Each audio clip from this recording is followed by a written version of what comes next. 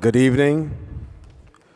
We'd like to call our Operations Management Budget and Government Accountability Departmental Budget Hearings to order for today, May 1st, 2019.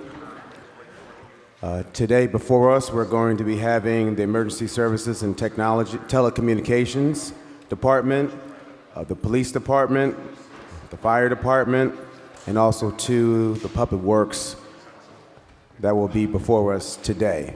And my name is Councilman T.J. Clark. I am the co-chair of the Operations Management Budget and Governmental Accountability. We have our Assistant Majority Leader, John Gale, our Council President, Gwendolyn Thames, our Majority Leader, James Sanchez. So we would like to call up Susan Webster, who is the Director of Emergency Services and Telecommunications.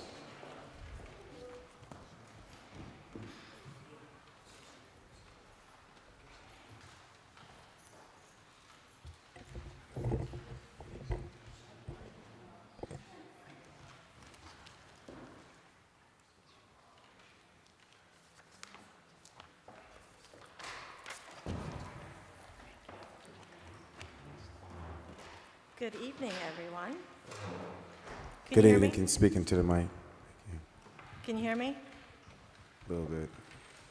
Test. There you go. There we go. I wasn't close enough to it.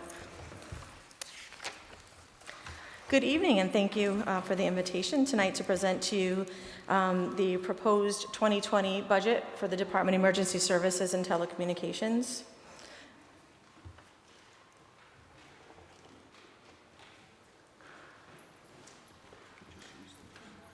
There we go. Let me just leave it. The first thing we're going to talk about is the mission of our department, which hasn't changed from last fiscal year. And the core mission of the City of Hartford Department of Emergency Services and Telecommunications is to provide high-quality emergency service communications to police, fire, emergency medical services, and the citizens of the City of Hartford. We'll carry out this mission by receiving calls for service, dispatching the appropriate resources to such calls, tracking and coordinating information flow and resources to assist responders, initiating records for all emergency events, and enhancing effectiveness, efficiency, coordination, and interoperability of emergency services providers. Our next slide outlines our organizational chart for the department. First being myself as the director. We have a training coordinator, communications manager, who is a grant-funded position, and a senior administrative assistant. We also oversee the alarm enforcement division. We have 3 in our informational technologies, 3 in our HeartLink division, which oversees our radio service. We have 6 communications supervisors. We currently have 41 emergency telecommunications dispatchers, 8 of which are grant-funded through the state of Connecticut, and 33 through the general fund. And new to us this year are 4 per diem emergency telecommunications dispatchers. Highlights from fiscal year 2019. One of the main things that we've done is streamline the hiring process to more efficiently hire and onboard new team members, which has been going very well with the assistance of our Human Resources Department. And we've also secured a $5 million grant to upgrade our computer-aided dispatch system, our records management system, and our end-user radio equipment. And that was also through the state of Connecticut. This slide is showing you the different calls that we've received and the different calls that we have dispatched through 2019. Our 911 calls decreased slightly to 133,636. Our administrative calls almost double our 911 calls at 224,103 calls, totaling 357,739 calls, which was a slight 0.3% decrease from the previous fiscal year. Dispatch calls shows you the actual disciplines that we are dispatching for: police, fire medical calls, fire suppression calls, and ambulance calls, which are handled by our 2 EMS providers, AMR and Aetna Ambulance. Police calls that were actually dispatched went down by 1.4% for 164,467 calls for service. The fire medical calls increased by 9.9%, or 22,955 calls. The fire suppression calls increased by 6.6%, 7,970 calls. Our ambulance responses increased by 7.3%, or 35,597 calls. And overall, our total dispatch calls increased by just 1.1% for a total of 230,989 calls.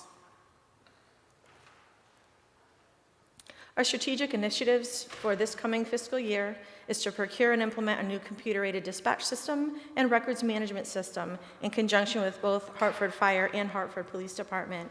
We plan to replace this with state-of-the-art technology to meet the changing needs of public safety communications.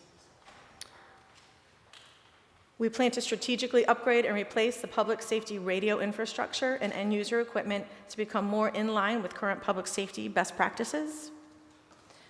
And we look to computerize the call intake process and the quality assurance program to more effectively process and review calls for service.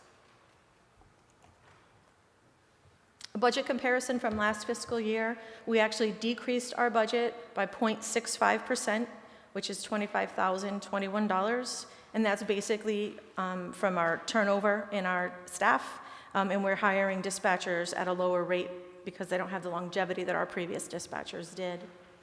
Our annual grant through the 911 fund through the state of Connecticut is increased by 0.53%, or 3,247 dollars, and those dollars are specifically designated to those grant-funded positions that I discussed in our organizational chart.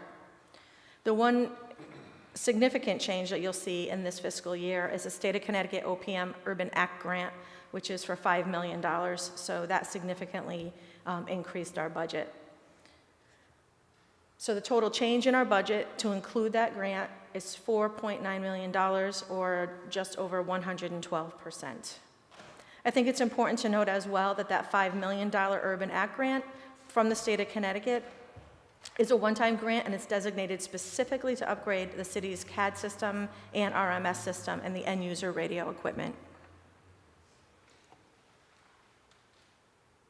Budget highlights and areas of focus. So non-personnel operating costs remain unchanged from the previous fiscal year. We have minimal salary increases, which included to reflect the contractual step increases from the unions. And again, that significant increase of that $5 million from the grant from the state of Connecticut. Ooh, that was quick.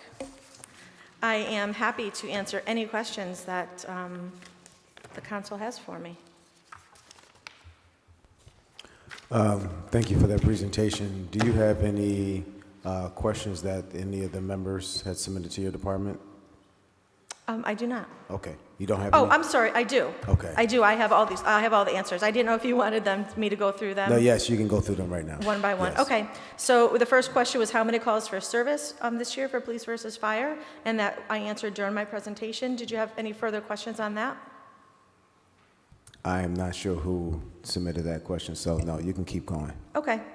What areas of town receive the most 911 dispatch calls? That's something, a statistic that is tracked through the police department and the fire department, not emergency services. So that'd be something that they could provide you an answer to.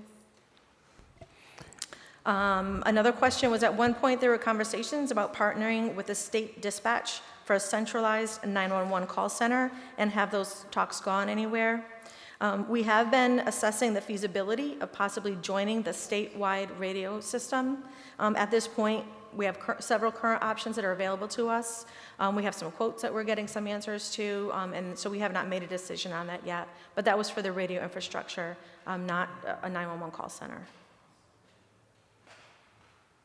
Can you repeat the question again that you just read? Yes, at one point there were conversations about partnering with the state dispatch for a centralized 911 call center. Have those gone anywhere? And what was the answer? Oh, you want the response Yes. again as well? We have been assessing the feasibility of joining the state of Connecticut radio system. There's several options that are currently on the table, but no decisions have been made at this point. Okay. Was that it? Yes. Okay. I don't have any questions for Ms. Webster. I open the floor to my colleagues. 2 minutes, please. Mr. Majority Leader. It will be quick. Good evening. Good evening, and my apologies too. There were more questions. I thought, did I have any more answers to that Oh, I'm sorry. specific No. question? I didn't want to interrupt you. That's fine. You can save I'll those. go back to these. You hold those, and Mr. Majority Leader, you can go ahead. So is a quick question and a follow-up on that last one. Did we calculate the savings to the city yet? Did we get all the data collected so that we could find out what's the cost savings for the city versus jumping on any other system? Or We're currently working with the state of Connecticut as well as Motorola, who is the supplier for the state of Connecticut. I have not received any quotes back from them. We did receive some quotes, not all quotes, back from Harris Radio, but I am awaiting a quote back from Motorola to see what those costs will be. and that will be to migrate over to the state system or network? Yes, sir. Okay. And now I just asked that you attend the next Quality of Life and Public Safety Committee. I have a resolution there as far as migrating over to the state system. Would be my pleasure. Thank you. Any other questions for Director Webster? You can continue with your questions. Do you have any vacancies, and do you plan to fill these vacancies? And the answer is yes. We currently have 10 vacancies for emergency telecommunications dispatchers. We have done some testing with Human Resources. I'm awaiting a certification list, and then we'll move forward with some interviews. And we also have 2 candidates that just completed background checks. They're scheduled for the physicals this week, and once completed, we'll be able to schedule a start date for them. So we're very pleased about that. I have 1 opening for a public safety communications supervisor. We are doing some testing and interviews for that as well, so we will be conducting those interviews. I have a cert list currently of 3 candidates for that position. And I have an opening for 1 senior administrative assistant. That posting closed on Tuesday of this week, and I'm awaiting a cert list from Human Resources for that position as well. And those are all we will not leave any positions vacant. Does that conclude all your questions? There was a question, are there any new positions in this budget year? And the answer is no. What is one thing you wish was included in this budget that is not? I believe the mayor's proposed budget was very fair to my department. Nothing was cut back, so I'm pleased with the way the budget looks today. And what policy recommendations do you have for council that could help you to do your job more effectively? I can't think of any at this time, but I will certainly ponder that question. So if something comes up, I'll definitely reach out. Okay, great answers. Council President? Yes, thank you. Good evening. So of the new positions that you plan to fill, and you mentioned there's like the certification process that's going on now. What has your outreach been to Hartford residents, and do you have a sense of what that pool currently looks like for Hartford residents coming on board for, a good amount of positions that you have? Yeah, no, vacant? absolutely, the 10 positions. So we have done some outreach on both the law enforcement websites. The fire department has posted the position on the website. We've talked to Human Resources, and they are currently gathering a list together at the mayor's recommendation of Hartford residents that were in the police or firefighter candidacy program and did not make it that might be interested in telecommunications. We also had a little spot done on Fox 61 News that I'll brag about because it was really good. They came into the dispatch center looking for 911 dispatchers. So do you have a sense, or this may be a question for Ms. Cherry, about of the candidates that have applied, like, how many are Hartford residents? I don't have an answer to that, but I do believe that Sharice was going to present that. Okay. But I'm not 100% sure, but I do believe we had discussed that. I know of the 2 candidates that we have in the process today. One is a Hartford resident and one is not. Okay. So 50% so far. 50%, that's a good statistic. I like that. Okay. Just remind me again what the sources and uses were of the $5 million for the Urban Act grant? Sure. So we have a computer-aided dispatch that is used in the communication center, but it's also used by the police department as well as the fire department in their vehicles. And it's basically used to process calls as they come in, and it's nicely all computer-aided. And then the information will then go to the dispatcher to send the appropriate resources to that call. It gives recommendations, and it also logs all the information throughout that call. That information is then transmitted over to the records management system, or the RMS system, that the police department uses to write their reports, to do statistical analysis, and so forth. Part of that grant is also for end-user radio equipment, which is the portable radios and the mobile radios used by law enforcement as well as Public Works and some of the schools.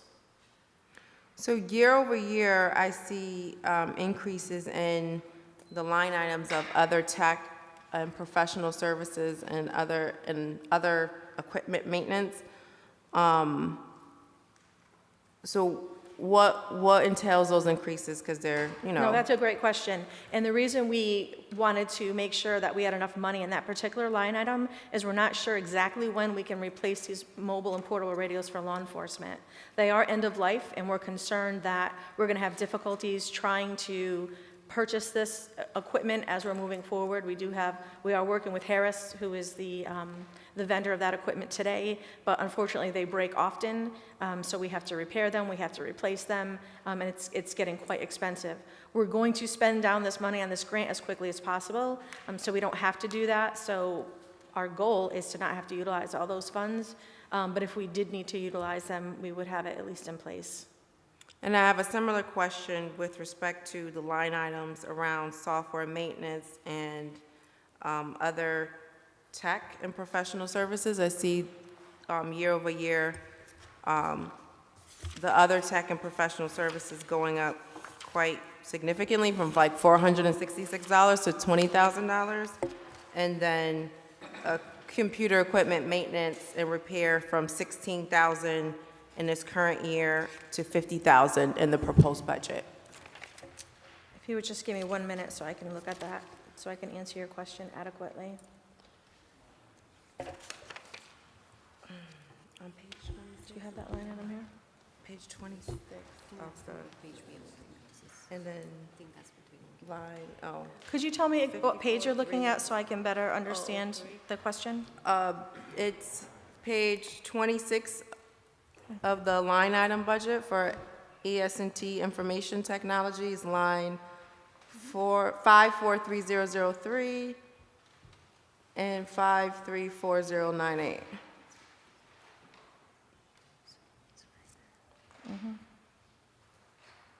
Oh, 29 to 35 to 31. To 114. That 114 was specifically for that radio equipment. That's why we increased that. There was also some significant changes to some of the software support that we had. We do maintain some of it for the police department, although we have been transitioning most of that over onto their budget side. But what I can do is I can get you a breakdown of those software components. We budget that right off specifically of what the increases are from those sole source vendors for that equipment. And then the other tech and professional services, is that a similar, the 534098 line? So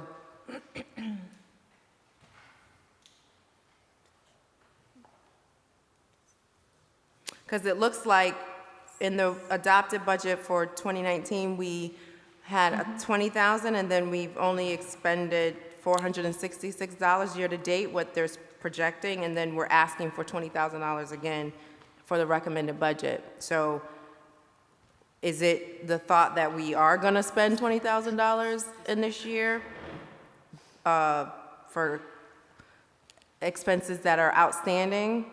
I would ask that are not reflected in this projection to date? I think that's in the upgrade for the UPS, but I need, if you would let me look into that, and I can sure. certainly get back to you. I don't want to give you the wrong answer, Thank you. for sure. That's all I have. Any other questions? Let's go around first, those that didn't answer. Councilman Gill?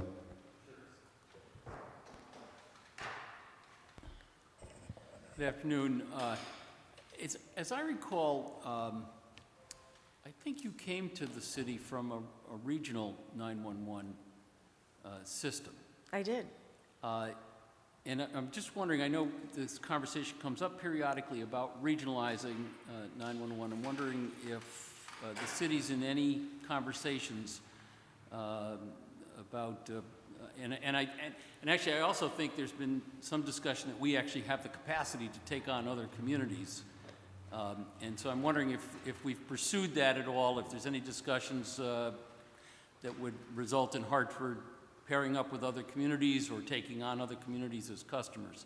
We have had some very high-level discussions with other municipalities. There are several that might be interested in regionalizing. We haven't gone too far with those requests as of yet. We are looking to regionalize the radio infrastructure, whether it be the state or another municipality. So those talks are always out there.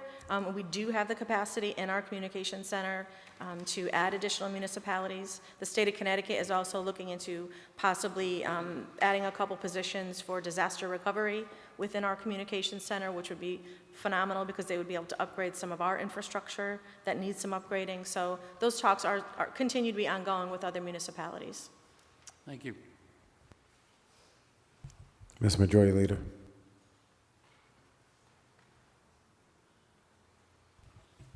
Thank you. Just a couple of quick questions. Do we have, how many of the employees dispatch are second language speakers? Approximately 5. I can get you that specific answer, though. All right, and what languages? Spanish. Spanish is the main one. Do we have Bosnian speakers, Ukrainian? We do not, have but a we have population that's growing in the South End that's Bosnian.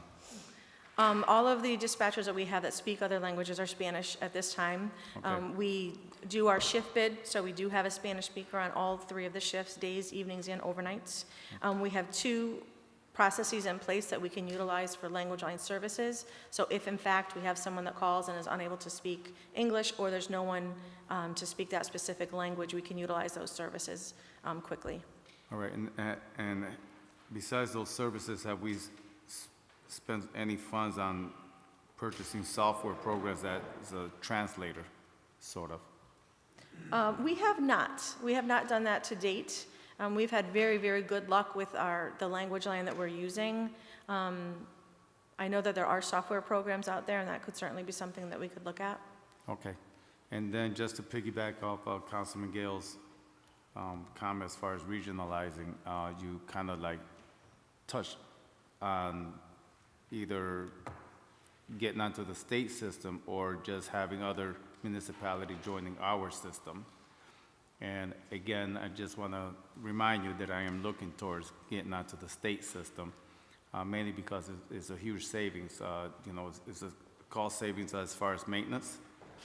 We don't have to worry about the infrastructure. The state will take care of that and so on. So I'm sure you understand that. I do. All right. Thank you. Any other questions? Thank you very much. Thank you. This is yours. Next, we will have our police department come up. Get rid of me.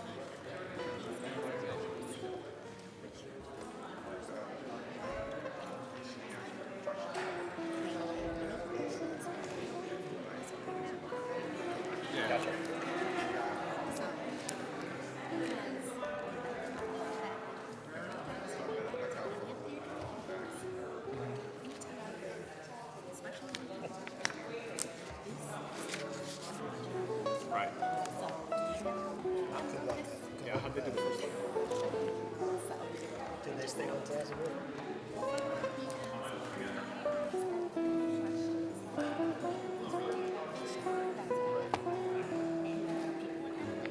Yeah, we know. Yeah, I noticed it.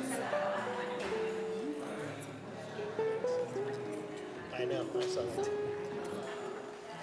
How we're ready for the first one.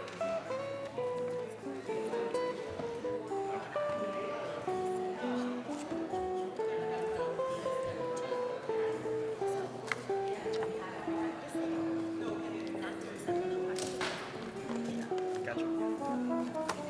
No, I think we're good.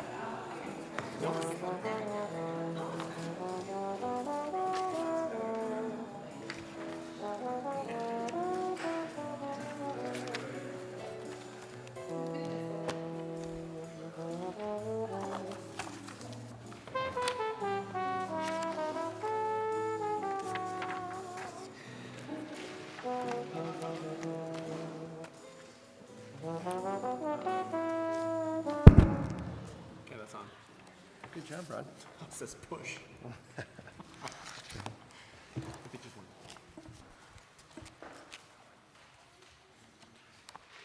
I don't know if I'll need this. I haven't seen this one. Is it read up here? Shouldn't send it here somewhere. We can make some room.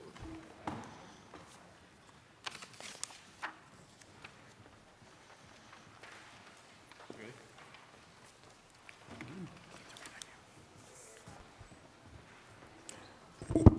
All right. Our second department we have before us is our wonderful police department, and we have our interim chief, Jason Thody, and his chief of staff, Sergeant Bowser. So, gentlemen, please proceed. Thank you and good evening. We'll go through the slide presentation here. This is probably the only one that we'll read off verbatim, but this is our mission statement, which is kind of important to set the stage for what we do. The mission of the Hartford Police Department is to keep Hartford residents safe by responding to and investigating crimes, reducing crime, and by forging strong relationships between police officers of all ranks and the communities they serve. Building a police force that reflects the diversity of Hartford is part of the department's commitment to build relationships with those it serves. The department strives to fulfill obligations while maintaining the highest professional and ethical standards. So the next slide here is our organizational chart. One of the things that we did last year was restructure the department.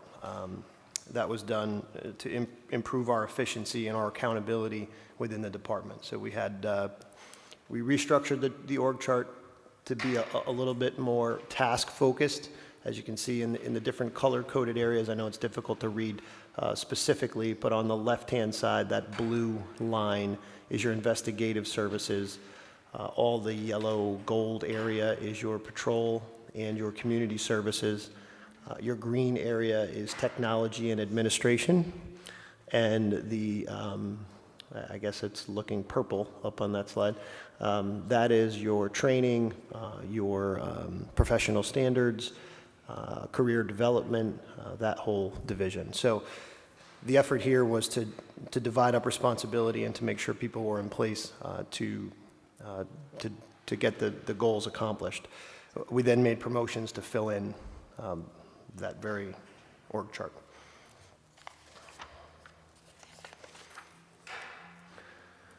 Starting off the 2019 highlights with some crime statistics. We closed out calendar year 2018 with a 7.8% overall reduction in Part 1 crimes. That translates into 499 fewer crimes in 2018 as compared to 2017. Some of the highlights were a 27% decrease in homicide, a 23% decrease in robbery, and a 15.9 or 16% decrease in burglary. More importantly, going forward to the year-to-date stats, and what we keep here is we look at how we're doing right now in this year in 2019 versus the same period in 2018. And the numbers are pretty staggering. We have a total 30% reduction in overall crime year-to-date. Of course, the very first one is the one category that we're up in, and it is our homicides. In 2018, we had 5 at this date, and we have 8 to this date this year, which is +3. If you go down to the next categories, though, rape is down 11 total crimes, which actually equates to almost a 60%, 57.9% decrease. We're down 68 total robberies from 129 in 2018 to 61. We're down 60 aggravated assaults, 283 in 2018 to 223 year to date. We're down 117 burglaries from 217 to 100.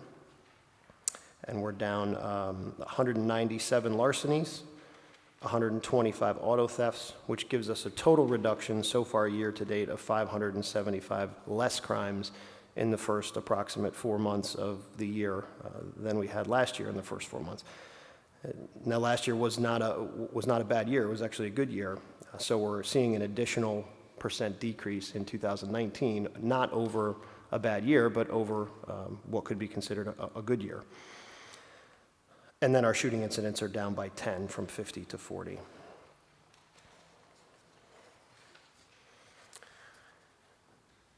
In those stats too, we look at the homicide stat, and that's troubling, and we're working very diligently to keep that number where it is hopefully for the rest of the year, knock on wood.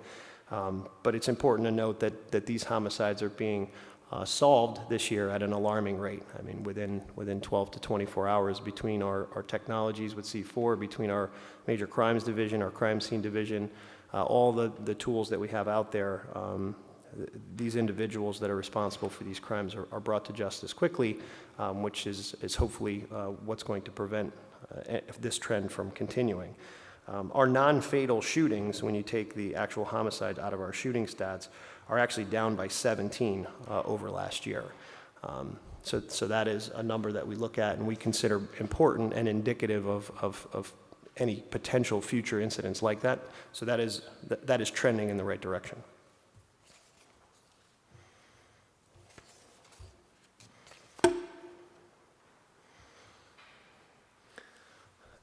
So I've been around to the NRZs, and I've been talking a lot about our traffic safety. Last year, we had, at this point in time last year, which is reflected in the middle of the slide here, we had 12 fatalities year to date. 5 of them were pedestrians. So we tasked our traffic division and our patrol division and our community services division with increasing our traffic stops with a focus on safety. So increasing your traffic stops and looking at things like license plate violations and tail light out violations doesn't really help the problem.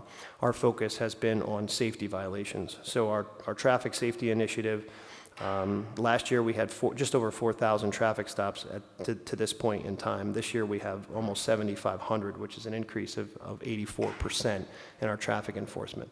85% of that enforcement is your safety violations, speeding, stop signs, stop lights, things like that, not your equipment violations, which tend to lead to bigger issues. So we're proud to say that our fatalities have dropped significantly as our traffic enforcement has increased. So we're down to only 3 fatalities this year, which is a 75% decrease from last year.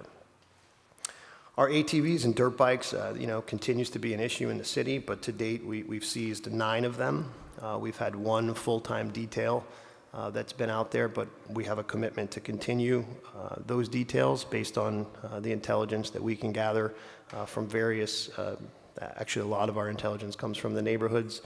I myself can see them in Cole Park quite often, so we're getting the word out there that we need not just help from the citizens, but specific help. We want to know where they go. We don't want to know, we don't need to know necessarily when they're on them driving on the street, because we don't want to engage these in pursuit. But the people in the community can tell us where they park them, where they live, where they go to fuel them up, and that's our opportunity to really stop that issue. So those efforts will be continuing throughout the summer as well. So some of our strategies coming out of a busy spring last year were specific to a couple neighborhoods where we dedicated some resources and had some success. The Northeast neighborhood between January and June of 2018 saw an average of 17 crimes against persons per month. Just so we know what that means, crimes against persons for us is considered homicide, rape, robbery, and aggravated assault. From after our initiatives from the months of July through December, we saw a reduction of 23% in those numbers, which equated to 4 less crimes against people per month for the second part of the year. Same thing on Park Street from May through to July of 2018. The Park Street corridor saw 33 crimes against persons each month. After the initiatives, we reduced it by 39%. Which actually took it by 13 less crimes against people in that corridor per month. These are some stats on our street crimes unit. It was established in June of 2018. A lot of it was in response to some of those issues that I just mentioned along Park Street corridor, Northeast, and other hotspots that we found throughout the city. This is a unit that is very flexible and we can use to respond to issues as they crop up around the city. But these are their stats: 120 ounces of marijuana, 7,200 bags of heroin and/or fentanyl, 385 grams of crack cocaine, 12 Suboxone films, and 6 miscellaneous prescription drug arrests, and 13 stolen vehicles. They also seized 52 firearms in that period of time.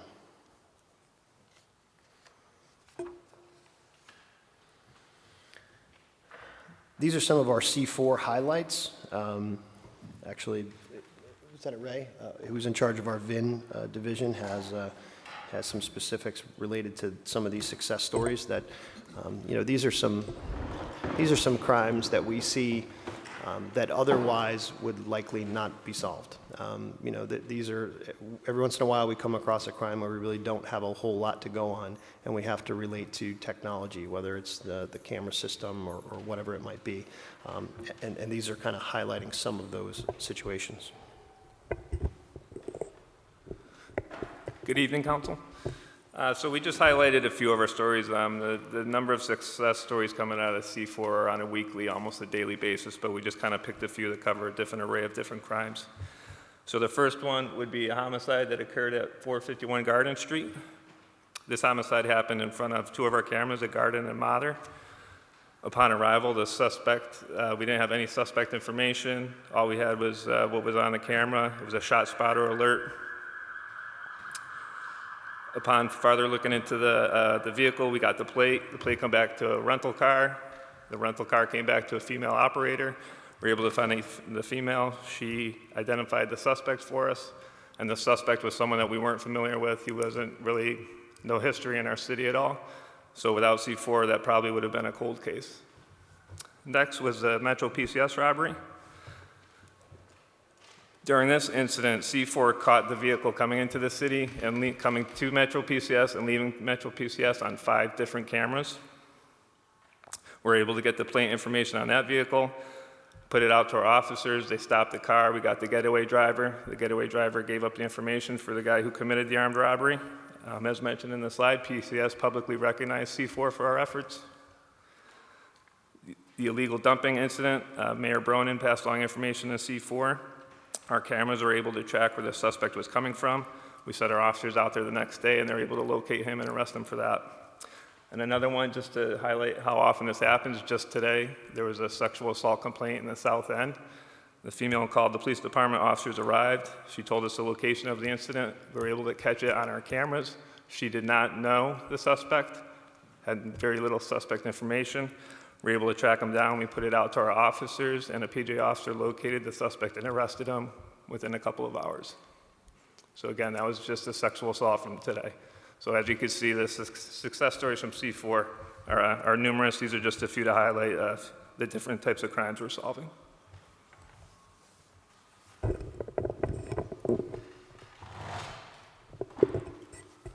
Thank you, Lieutenant. All right, so the next slide gets into our staffing and some of our staffing efforts. Since 2016, we've hired 122 new officers with the support of the mayor and of council. Of those officers, 51% or 62 were Black, Hispanic, or Asian, and 28% or 34 have been women, which is an impressive number given that nationally the average of females in policing is around 14%, depending on which what you look at it, but it hovers right around 14%. Currently, the department has 382 officers, and that does not count the 19 officers that we have on field training. So once they graduate from field training in about 4 or 5 weeks, I think June 12th they come off, we'll have 401, and that will put us over 400 for the first time since 2016, which is a milestone for us. As we sit right now, the department has a minority representation of 39.53%. That compared to 2.5 years ago, which is when our recruitment division kind of started keeping the hard stats, is actually up from 37.22%. When you factor in the 2 academy classes that are in right now, if they graduate and we're able to, and everyone successfully makes it, we will then jump to 42.95% minority. In an agency that's 390, 400 people, to see those percentages go up relatively quickly and with those kind of jumps is certainly something to be proud of, as we see with the next slide. These are our last 3 classes. 19-1 is the last bullet, which is the most recent class that went in. 18-3, which is the one in the middle, I'm kind of going backwards here, I apologize, is in the academy right now, slated to graduate on June 7th. And then 18-2 is the academy class that I spoke about that's currently on field training. They graduated on February 22nd.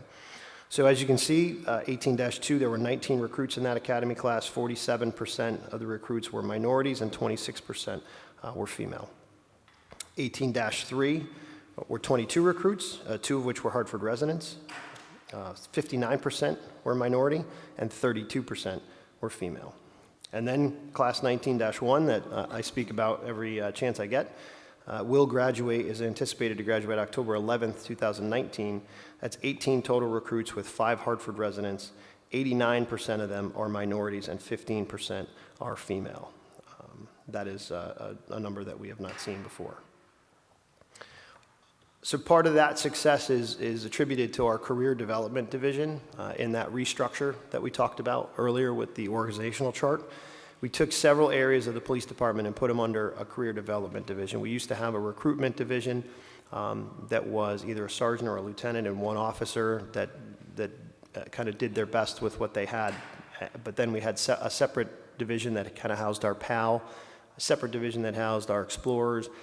Our efforts are really to try to get youth in the city that live here interested in policing and keep their attention and keep them from getting into a situation where there's something in their background that eliminates them from becoming a police officer. So getting them interested young is important. So what we did, actually with the help of a technical assistance grant from the Department of Justice, was we put together this career development division. We have a female lieutenant that oversees it, and it houses our recruitment, our retention, our cadets, our explorers, and our PAL program. It puts everybody under one umbrella so that we can really kind of move folks forward. As of right now, it seems to be working pretty well. We have 3 explorers that have applied to become cadets. We have 2 former HPD explorers who are now cadets. We have 2 former cadets that are now in the police academy, and we have 5 cadets that have applied to become police officers. So that those numbers are working through that model pretty quickly. Like I said, that reorganization happened in September of last year.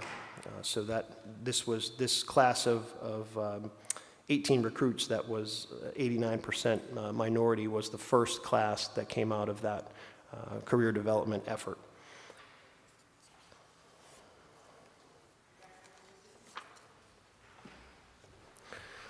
So this was our last promotional opportunity. Back in September of 2018, we did promotions. This was the first in a while of a large group of folks that got promoted. In that, we had 2 assistant chiefs, which was 50% minority, 1 deputy chief, 100% minority, 5 captains, 40% minority, 15 lieutenants, 33% minority, 15 sergeants, 47% minority, and 5 detectives at 40% minority.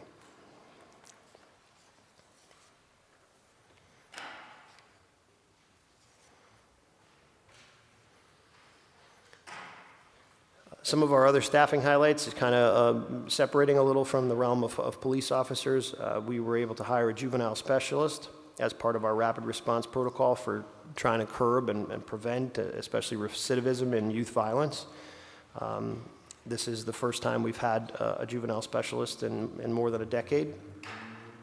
This individual is embedded in the department and is somebody that we go to all the time. It's not an outside resource. This is someone that works with us every day, that has the same level of knowledge as far as what's going on in the city every day, and can rapidly put juveniles, whether they're victims, whether they're offenders, it doesn't really matter. This individual connects with them right away and tries to get assistance involved so that we can prevent the victim from becoming the next shooter or the shooter from becoming the next victim. We're also strengthening our partnership with Project Longevity. We had a seminar recently where we all went to try to look at how Project Longevity evolves. Like anything else, if you take too much of a cookie cutter approach, things start to get less effective. So we're kind of revitalizing that with, the smarter it seems like we get, the smarter sometimes the criminal element gets, and we have to be able to adjust to address that. So we had a kind of a re-upping of our training in that, and spitballed some new ideas, and those things are in place right now. We're also actively recruiting for a Project Longevity coordinator. The Axon camera system is kind of almost in full swing now. We believe that this is important for building community trust and developing confidence in what we're doing, and show people an objective look at incidents that happen in the city. We acquired 325 body-worn cameras, launched a 30-day pilot program back in February where 40 officers went through. We then took what we learned and made adjustments in our policy and in our deployment, and now currently we're having a broader rollout of that. I believe at last check it was about 100 and, do you see what? There's 116 of them that are out fully deployed right now. The Axon 2 fleet camera system, this came as kind of a package deal. These are 75 in-car cameras that consist of 2 cameras, one that's installed in the front of the vehicle, forward-facing, and one installed in the back of the rear passenger compartment of the vehicle. Those are currently being installed in the vehicles as we get them in.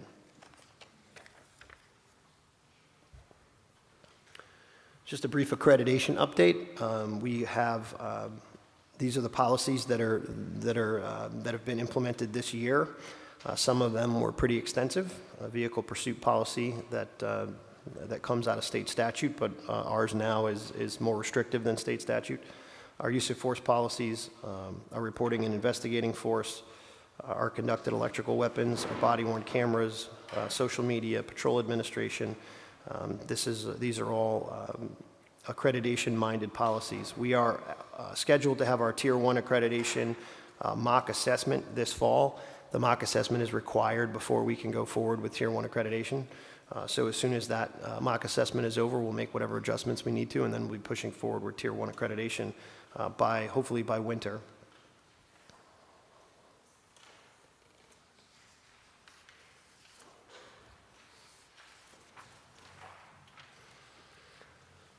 Some of our strategic initiatives, our summer 2019 initiative has been started early. As we spoke about earlier, we saw a couple homicides that kind of popped up in the beginning of April. We normally don't roll out our summer initiative until May, but we put it out there in April to try to curb some of the issues. Now, knock on wood, since we did that, we haven't had another homicide. So that initiative really partners our vice intelligence, narcotics, our major crimes, our traffic, the district commanders, the headquarters commanders, C4, the community service officers, the community response unit, the street crimes unit, our juvenile victim specialists. We kind of take all those resources, we're all together in one room, and we develop a plan for each week going forward based on the information that we're receiving from all the various ways that we can collect information from crime stats, from everywhere that we can pull it. Our NRZs, a lot of the times we're getting information from community meetings. A lot of times we're getting calls from folks on council or other individuals in the community, and this is kind of, we put it all together to basically decide what we're going to do for the week with a goal of prevention. This summer's initiative's goal is to be flexible and to be preventative. We are exceptionally good at being responsive to crime here. Our next focus, our next rung in the ladder is to be preventative. So we also, with the summer initiative, put our walk beats are now permanent. They're now 7 days a week, the walk beats on Park Street, Clay Arsenal, and on Barber Street. Those 3 two-person walk beats will be permanent throughout the summer.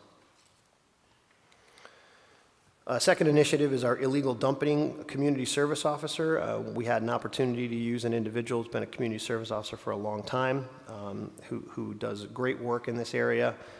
He's done tremendous work in graffiti as well, and he really just has a knack for things like this, and it was a good fit.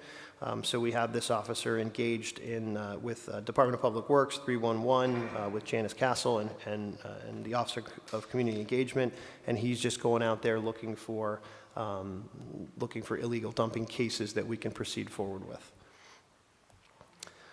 Additional promotion of transparency. We've partnered with our document management system, Power DMS, which is our policy management software, to be able to come up with what they call a public portal. So we'll be able to put our policies in a very organized fashion in a public way so that people can look at them just as simply as we can. It's searchable. You can put a word in there, and you can come up with all the policies that have that word. So that is kind of in its infancy, but we've been working with them for a while, and we think that that's going to be something that people are going to take advantage of. I think it'll be a great initiative. A couple other strategic initiatives. This one came from our lieutenant in career development, our Friendly Fridays. You've probably seen this around the country. They call it a bunch of different things, but this is just a partnership with our school system where our officers are greeting the kids on Friday, and they say things like, hey, you're almost there. It's Friday. Weekend's coming. Keep your head up, and it's a good way for our youth to engage with police officers in a positive way, and then hopefully they end up in the Explorer program and the Cadet program, and they move forward through that, or with the fire program. Also, a strategic initiative for this year is a mentorship program. One thing that we're learning in law enforcement is that retention with new generations, like the millennial generation, can be a little tricky. They tend to associate better with people than organizations. The folks that I kind of came up through the academy with, we all were probably, I would say, loyal or dedicated to the patch and the badge and the uniform. Some of our new officers are more concerned with people, and that's a good thing because they tend to develop relationships, but those relationships are developed with individuals. So a mentorship program is going to create kind of a support system as these young individuals come into law enforcement and see what the changes are in what you have to deal with every day and kind of the challenges of the job. So it gives somebody a voice.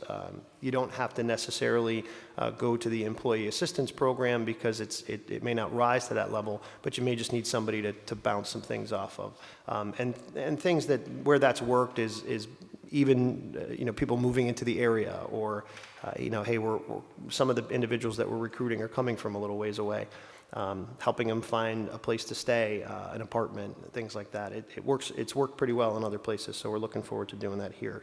It's going to start in the academy. We're going to assign these mentors while the recruits are still in the academy. So as they kind of transition through the academy and into their police world, they'll have somebody to kind of guide them. The Ombudsman program is something that we're looking into for this coming year. LAPD, Los Angeles Police Department, uses this, and what it provides is an ability to do conflict resolution internally within the department without officers having to escalate to internal affairs or things like that. What we've kind of learned in the last couple months is that people don't necessarily. Sometimes there's issues that are going on in the department that are making people not necessarily comfortable, but they don't feel that it rises to a level of an internal affairs complaint. This is an opportunity for mediation before that occurs. Works pretty well in Los Angeles. They've been gracious enough to give us their policies, and they've been in communication with us.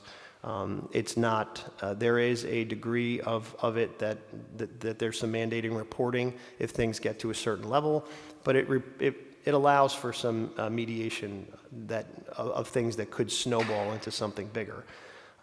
They also use this with citizen complaints.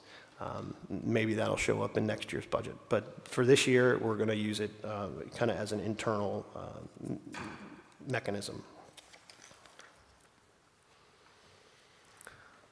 The Hartford Police Organization for Women's Equality and Rights, POWER, is something that came to us. I've said this before, but a lot of our great ideas do not come from the chief's office. They come from the ground up, and this one came from a female officer in the department who wanted to get involved in this. I thought the name was great.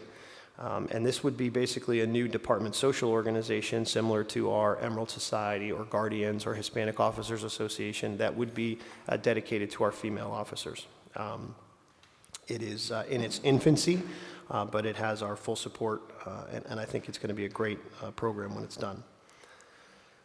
The department climate assessment, we felt it was important to look at the department from the inside out and see, what exactly is going on within our department, and an objective look at that is important. So we're exploring potential partnerships to do that. We've reached out to several organizations out there that from college and universities that have done work like this, to police-specific areas like Police Executive Research Forum and places like that, to just tell us exactly what the best way to do that is. But that's something that we should be rolling out in short order. And that's a full, comprehensive look at the culture of the department. That will include, the ones we've seen have included surveys and ride-alongs and things like that. So, but we think it's important to get a good look at the agency, the culture, the health of the agency, and see what it is that we can do, get recommendations for what it is that we can do to make it better. We know for sure that it can always get better. And whether that's policy changes, whether that's, there's a lot of different things that can go into that. This is the budget comparison from fiscal year 19, fiscal year ending year 2019 to fiscal year ending year 2020. The 19 adopted budget of a total with grants of $52,338,000. I'm sorry, that's the 19 adopted. To the fiscal year 2020 recommended at $50,737,000. So our percent change is down 1.6 million, and that most of that is in the grant funding.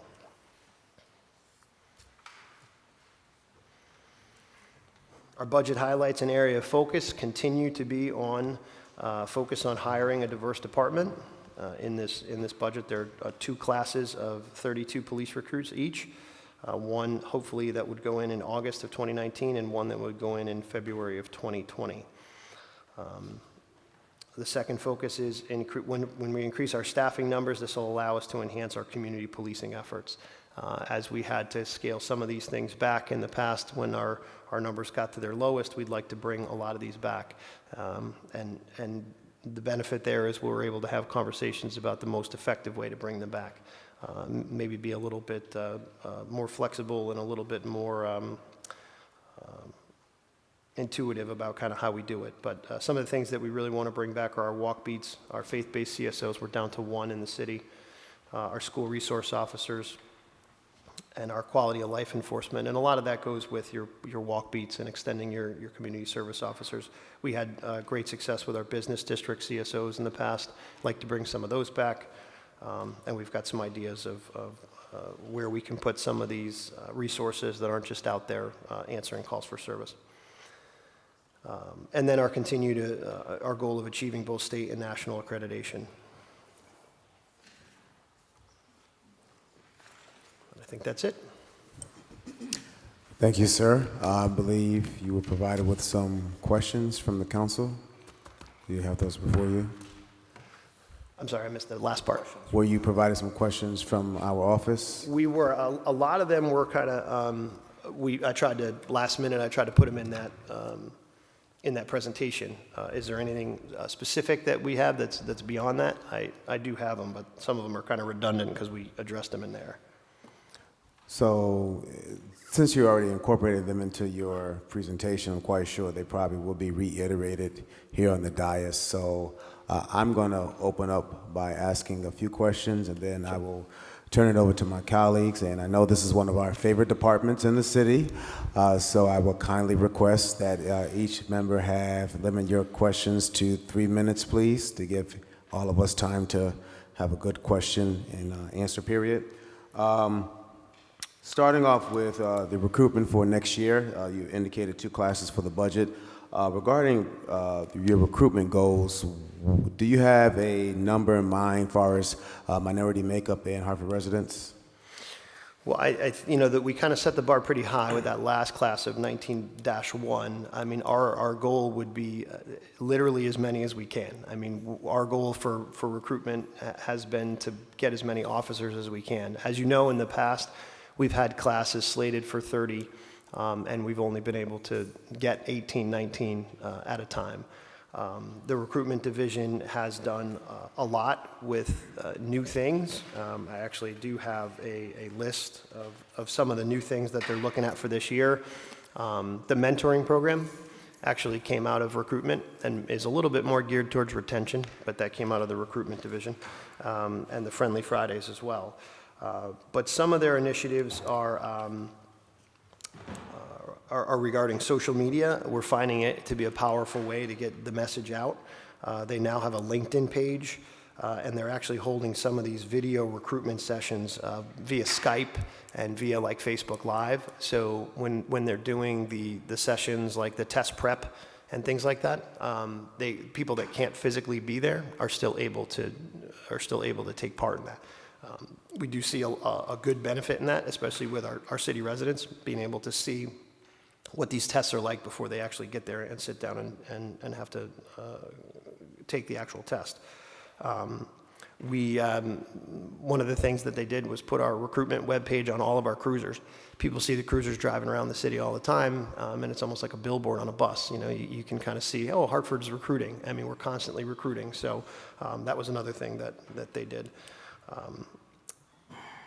We revamped the brochures and the social media pages, trying to push our strengths, trying to push the department's strengths, the city's strengths, a sense of inclusiveness, and a desire to hire a diverse department. So the other thing that they've done is tried to focus on, they've used the Connecticut Labor Department and the Department of Social Services job pages, the Inquiring News, the Historically Black Colleges and Universities Connect webpage and news. So I guess they're trying to get the message out there a little, as broadly as we can. That's one of their big goals. They're trying to hold more information sessions, and they're trying to gear those informational sessions to different parts of the community that maybe wouldn't normally do that. So we've gone out. We did a women's recruitment session. We did an LGBTQ plus recruitment session. So we're trying to get out in front of as many individuals and as many groups as we can, and we're trying to make that as diverse as we can. And we'll continue to monitor those numbers as they go out. But they're in tune with national trends and how to recruit a diverse workforce. So I don't think I have a number, like a set number goal. I think the goal is as much as possible. We know that to get that 42% number to keep going up, we're going to need, we're going to need to work hard. All right, thank you. Sounds like from the resolution we passed maybe about a few years ago, now things are being implemented regarding recruitment, retention, and promotion plan. As far as promotions, are there any promotions in this budget? There are no promotions in the budget, no. So that last round of promotions, that will be it for a good while? Yeah, so those weren't, we anticipate promotional dollars in there, but there's not a number. Like we didn't, even in last year's budget, I didn't put that number of folks in there. There are promotional dollars that are in the budget in case we need to make promotions, but there's no specific promotions in the budget. Okay, do you foresee any promotions coming up soon? So we'll see. We're kind of hitting some uncharted territory here. We're at the end of the era of 20-year promotion, of 20-year retirement, and we're entering the 25-year, which gives us a 5-year period of time where we likely won't see a lot of people leave. The turnover that we've seen in the last 4 years will probably not continue, at least in the next 5.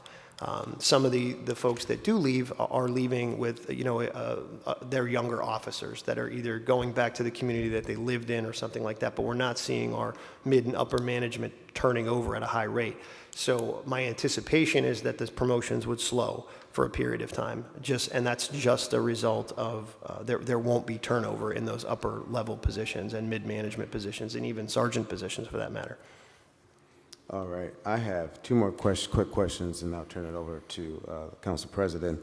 One, regarding mentorship and Friendly Friday, I like that idea. I remember the previous council, they were trying to establish a public safety academy, and since you have those two initiatives, has there been any conversation between your department and Hartford Public Schools regarding trying to establish some type of public safety academy?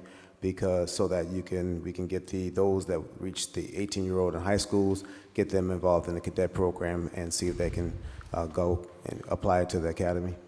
There haven't been any discussions as of yet, no. I'd like to get the SRO program back up and running, and I think that will open up some opportunities in that area, but I'm certainly open to discuss anything that would help us steer our youth towards a career with the police department or the fire department or anything like that.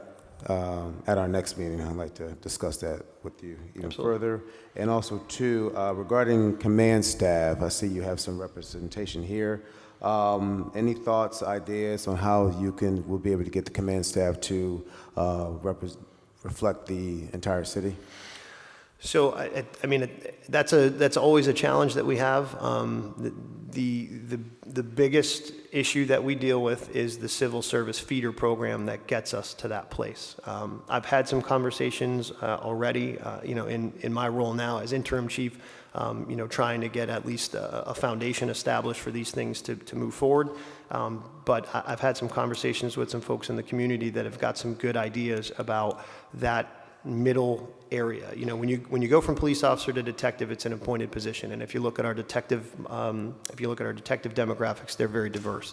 There's no test. There's no civil service test.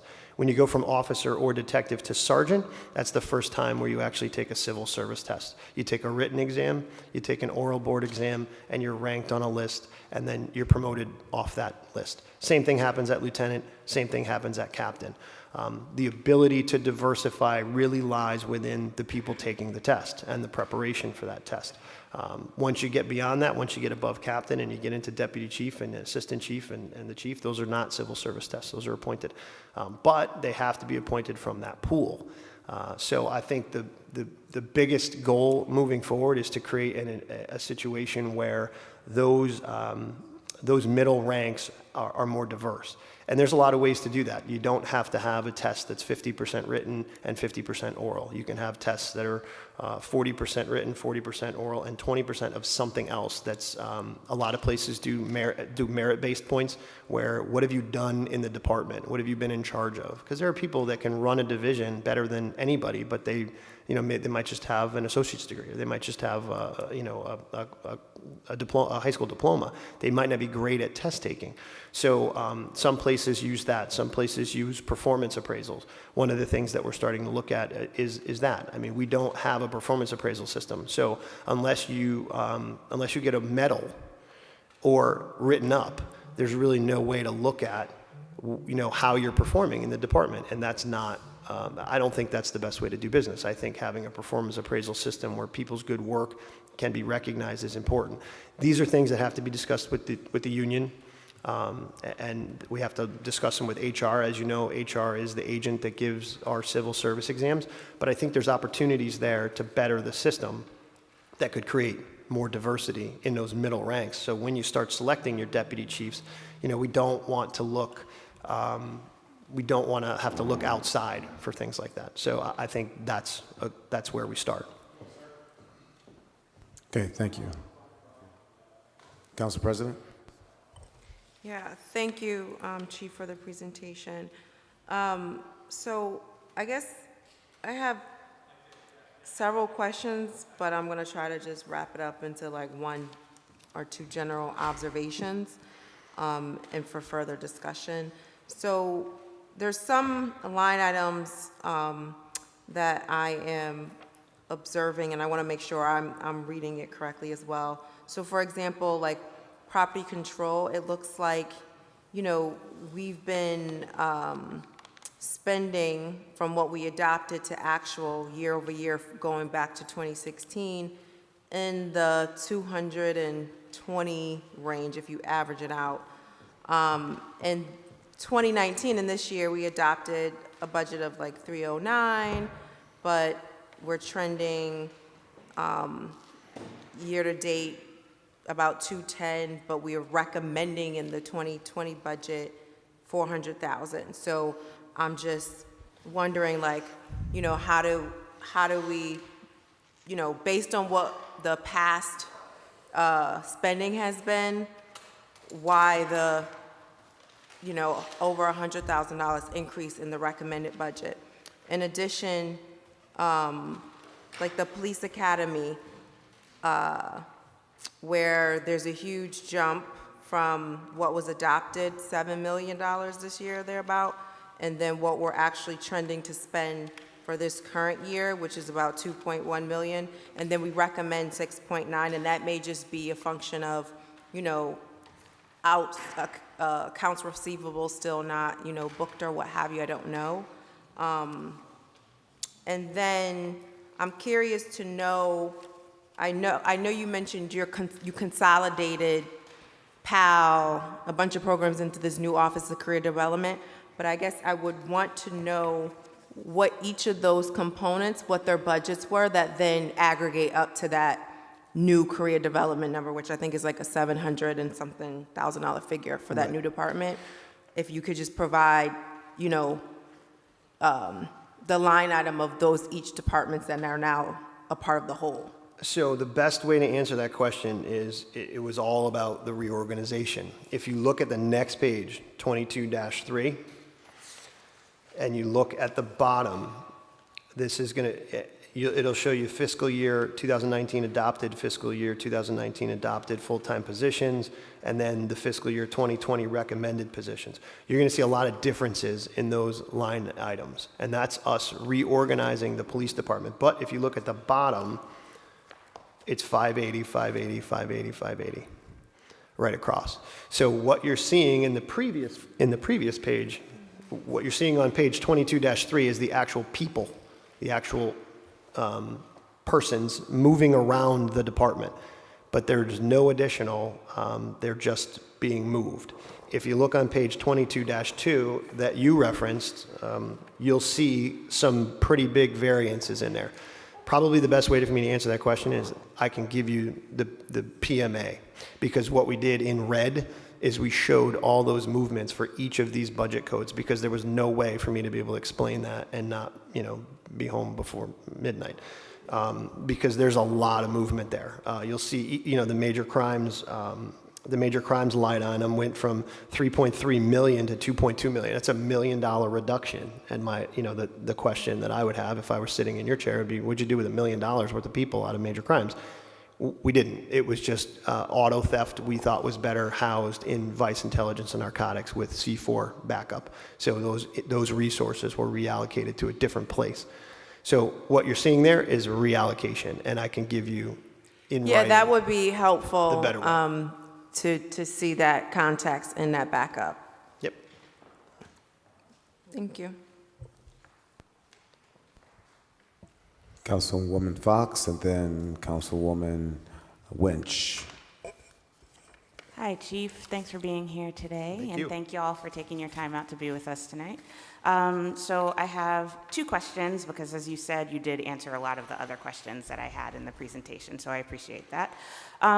Quick question. In reviewing the line item budget on page 22, the page we were just on, 22-2, specifically in the special events line item 033, I'm noticing the recommendation is for $98,000 for special events.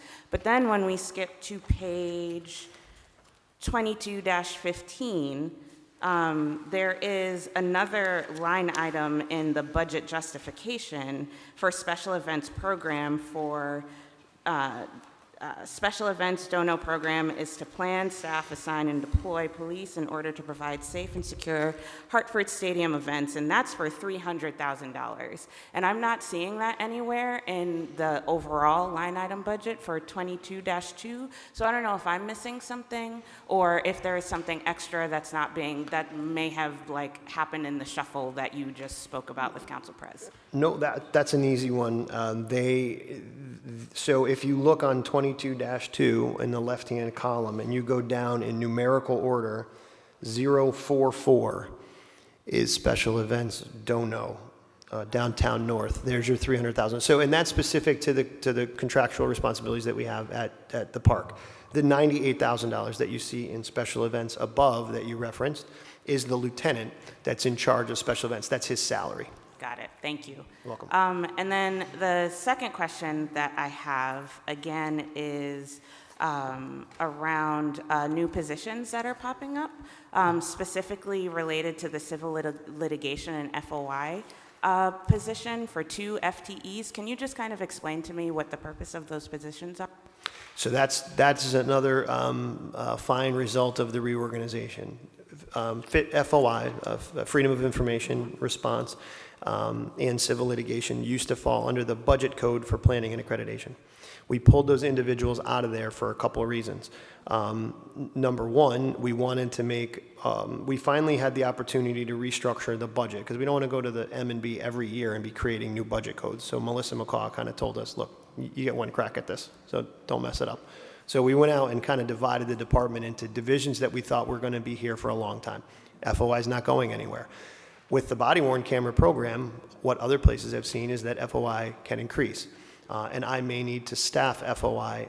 There's currently a sergeant and a detective in FOI. We used to just have a sergeant. We added a detective. And with the FOIs that could come in as a result of body-worn cameras, we could have to add more staff, or it could cost me overtime. With the FOI and civil litigation in another budget code, I can't separate out what is that costing me in extra dollars. By giving them their own budget code, I can see that. I can see what it's costing me for if overtime gets to be too high and I'm paying it at time and a half, it may be more economical for me to put another body in there. So that was really the reason for that.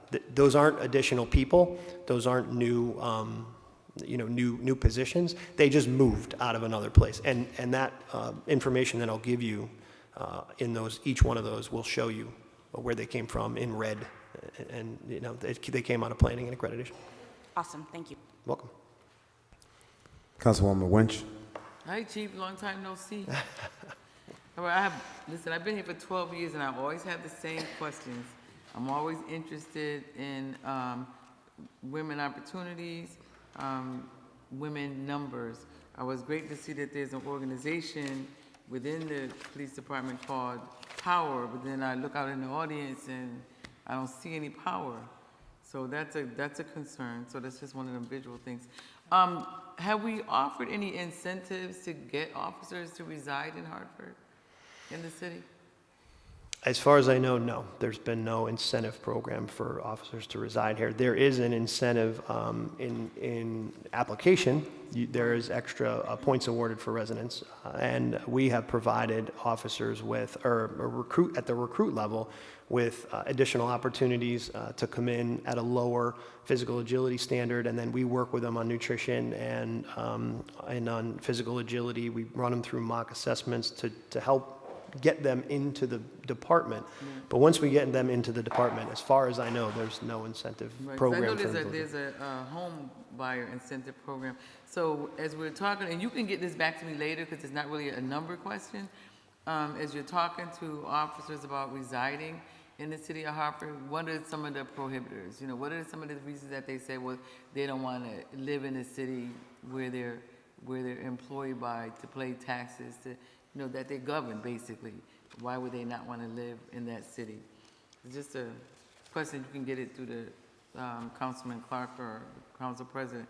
The other thing, how many cadets are in this budget? There are, currently we have, I believe, 8. 8? But we are funded for 15. Is it 8 that we're staffed? So we have a list to hire from, and Right. we're going to hire more, but I believe that we have. Right now, you think you have 8. And what about the explorers? How many explorers?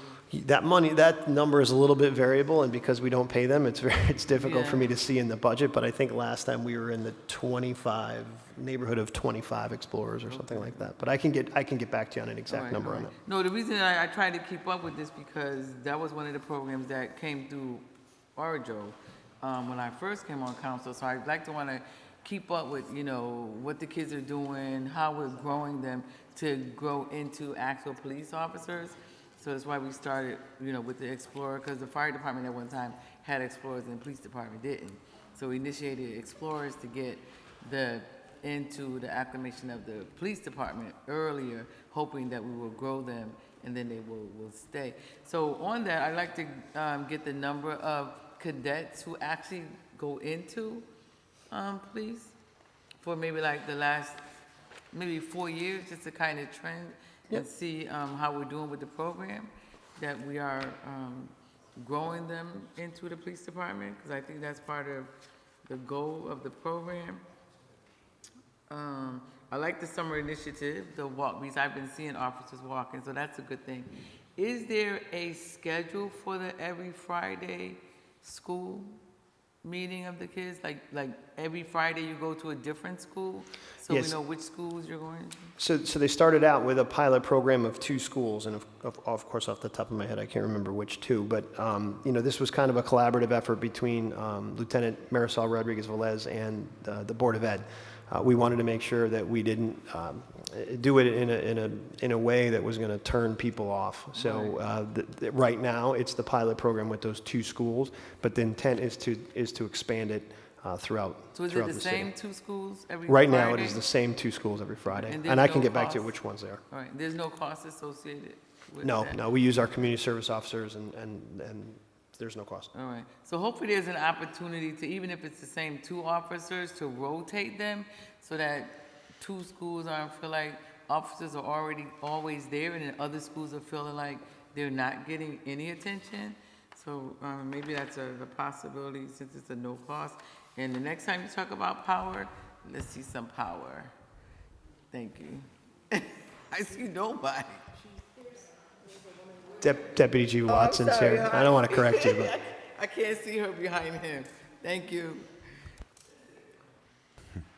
Madam Minority Leader. Through you, thank you so much. So I have a couple of questions on page 23-3.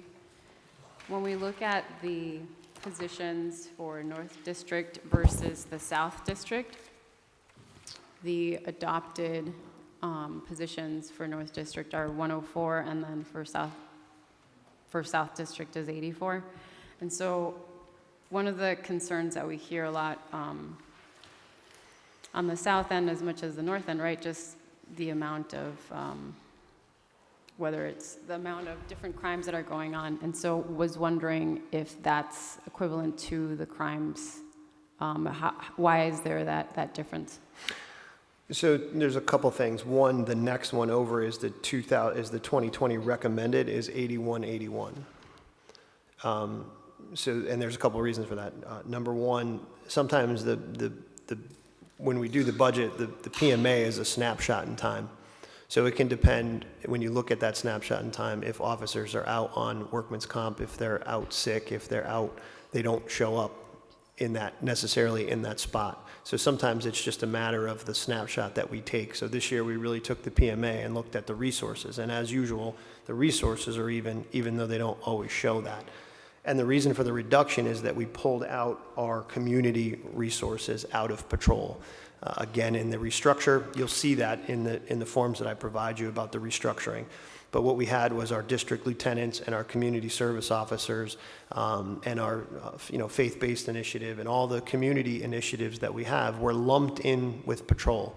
So from an administrative standpoint, when I looked at overtime, I couldn't tell the difference between someone having to backfill a patrol car because someone was on vacation or someone was out sick versus someone getting overtime as a community service officer for going to a community meeting or doing something like that. And from a perspective of budgeting and of resource allocation and looking at your overtime budget and finance, it's important to know what I absolutely have to do versus what I can cut. So that's when you look at the bottom of 22-3, you'll see the last four codes are 045, 046, 047, and 048. Northwest, Northeast, Southwest, and Southeast. Last year they were zeros. This year there's 6, 7, 4, and 5, and those correlate with the neighborhoods. Those are your CSOs and your district lieutenants. So those are the changes that you'll see. Again, I think they'll be more clear when I provide you the line item. Okay. The other question was, in your presentation, you mentioned different community projects, so the juvenile specialist being one of them, and also the ongoing project longevity. And then you also brought up the Friendly Fridays as examples, but was wondering if there was in the budget, or unless if I missed it, if there was quantification of how much we're spending on community programs or community projects? I don't think there is. What we would have to do would be to look down the line items and specifically identify whether it's a community resource or not. And again, now that we've reorganized, it would be easier to do that, but I don't think it's delineated anywhere in the budget. Okay, I think that moving forward, it would be good to be able to quantify how much we're spending. Certainly, that's been a concern of the community in terms of knowing more about the programs that are offered, so thank you. The last question has to do with the healthcare plans. So it's my understanding that based on the contract that was negotiated for you all, negotiated, two different options for incoming officers in terms of their healthcare options. So one having to do with a PPO and then the other one having to do with just a regular healthcare plan. Is that correct? So we reached out to the union today, but I think it'd be better to respond to that one in writing because the tentative agreement is not in an actual contract right now for us to be able to read what the new language is. But it is my understanding that there is only one option for new employees. Yes, there's only one option for the new employees, which is the high deductible health plan. Anybody after December of 2017. Okay. All right, thank you.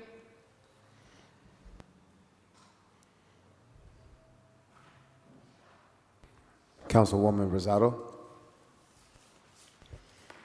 Hello, Chief. Hi.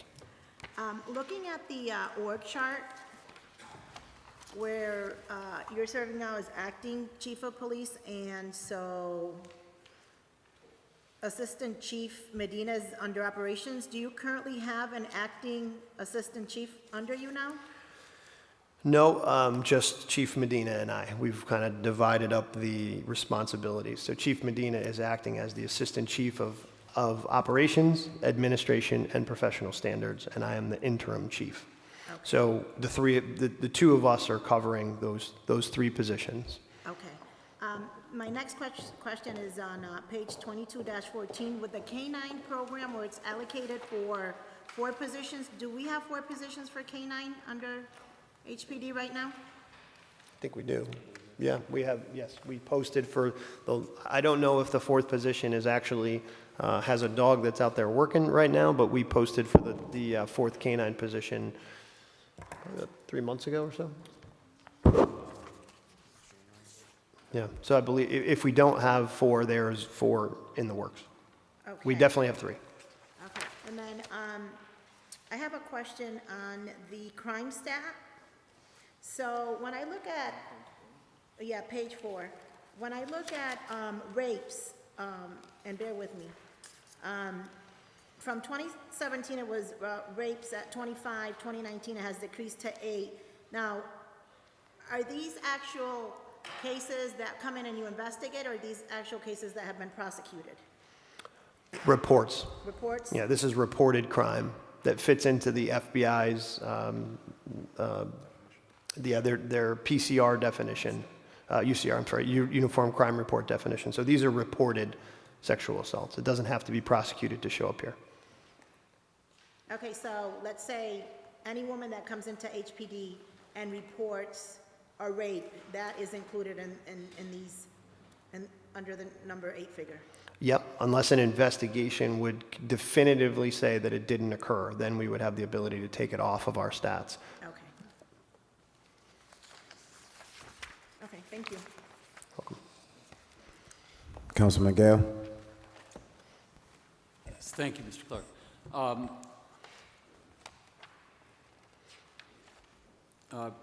So, Chief, a little update, if you would. We've had a spat of car tire thieves. I know, in particular, in my area in the West End, a number of cars have been left up on plastic crates and all 4 tires taken by guys who seemingly should be working at the pit crews at the Indy 500. Agreed. I'm just wondering where we stand with trying to catch some of these. So a few updates without, we have some operations that are ongoing right now that I kind of don't want to jeopardize, but we've made a couple of arrests in that. One resulted in a couple weeks of quiet for us, but now especially this last weekend, especially in the West End, as you're aware, it's kind of picked up again. We're using all of our resources that we have, both the C4 cameras. We got some great images of one of the vehicles that was involved in this, and the officers have been focused on that.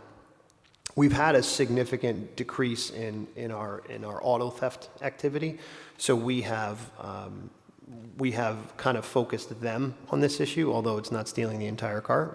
It's close enough. So we're allocating resources.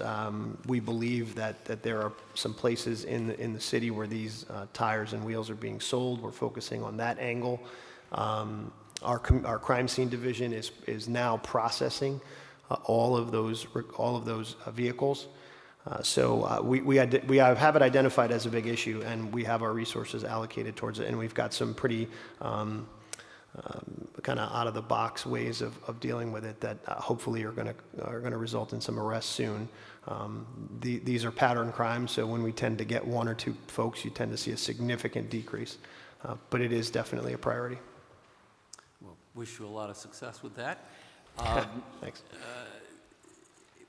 Along those lines, I'm interested, when you put together a group to tackle a problem like that, you sort of mentioned that you pulled some guys from your auto theft, and how do you draw, from what parts of this budget do you draw the team that then focuses on a particular issue like that?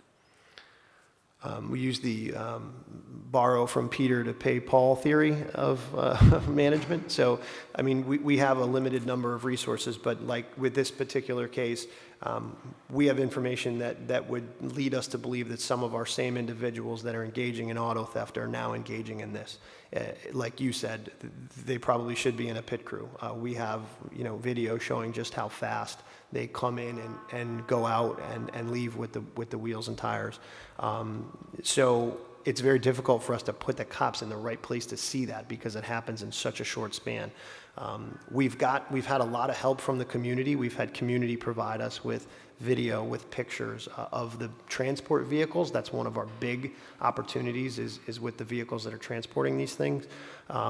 We've actually partnered with the fire department and Department of Public Works.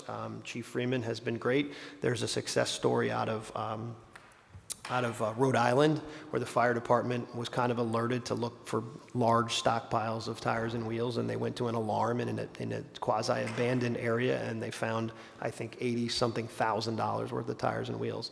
Turned it over to the police department. So we've borrowed that idea, and we've engaged the fire department and Department of Public Works to kind of see something, say something.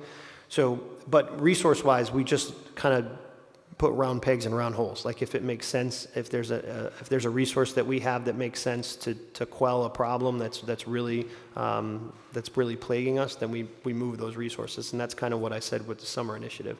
One of the things I've tasked our command staff with is being flexible. Sometimes we tend to think, well, I've got, I do this, and this is what I've done for 20 years, so I'm just going to keep doing this. And if it stops working, we have to think of other things to do. That's a department where we're working on doing that as far as these wheels and tire thefts go. We're trying to think out of the box. And, last thing we want to do is end up in a pursuit, with some 16 or 18-year-old kids that are stealing tires and wheels that could end tragically. So we're trying to find a way to get, kind of like the quads and the ATVs and the dirt bikes, we're trying to find a way to stop that before it gets to that point. So, moving from that to slightly different, we hear constantly, at least I do, I think everybody does, from folks down in the south end along Weathersfield Avenue. It's been ongoing problems with prostitution, ongoing problems with driving drivers, period. And, these problems exist throughout the city, but every now and then, they're really hot spots. And certainly, we as elected officials are constantly hearing, it's probably the single loudest complaint we hear from all of our constituents is quality of life type issues. So if you were going to tackle the Weathersfield Avenue, or I shouldn't say if you probably are, so maybe tell us a little bit about it. But what I'm really interested in also is, whether there's additional resources that the police department could use to tackle these types of problems.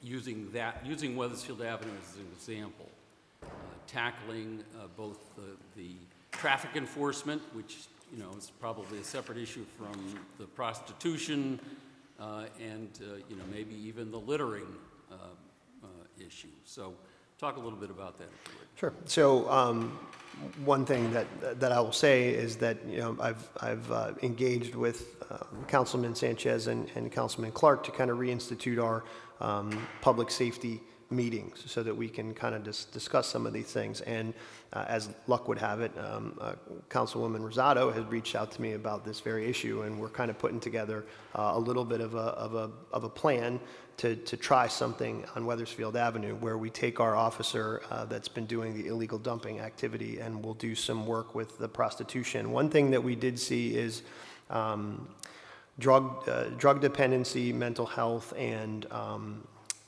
our folks that like to panhandle. We're not big into services versus arrest when we were doing the Hartford Alternative to Arrest program, but we did see some success in it with prostitution. So we're going to collaborate with some of our social services to try to get to a point where that recidivism is taken away. But I think the goal in that is to try to take an area that has an issue like that and reset it to some degree and engage the community and challenge the community to keep it that way. So we're going to take a whole bunch of different approaches to some of the, especially the northern side of Weathersfield Avenue there, where a lot of these problems do exist, and our crime data tells us that. And we're going to implement some different things that we haven't really looked at before. There's a program out there for crime prevention through environmental design. There's people out there that come in and can help us with that, and that's something that we're going to use in that area. It comes down to lighting at night. It comes down to, some fencing and shrubbery that can actually avoid some of these areas, and there's some science behind that. So we're looking at a lot of different ways to go in there and do that. Our prostitution arrests are up 100% this year, but that's not enough. We're in a period of time right now where I think we can, the weather's getting better, the people are starting to come outside, and I think that everyone agrees that there's a sense of pride that people want to have in their neighborhoods. So we're going to start, one or two areas at a time and try to kind of reset the clock, and then hope that we can work with the community partners to kind of, it's easier to maintain it sometimes than it is to completely go back and fix it. So if we all work together to get it back to a place where people can have pride in that area, then maybe we can sustain it for a while. It certainly worked pretty well with us in the Park Street corridor. Thanks. Last question. If you have one, what's your favorite police show on television?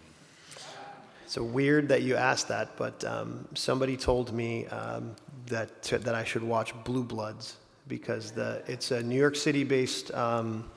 Everybody knows that I was a big fan of Chief Harnett when he was here.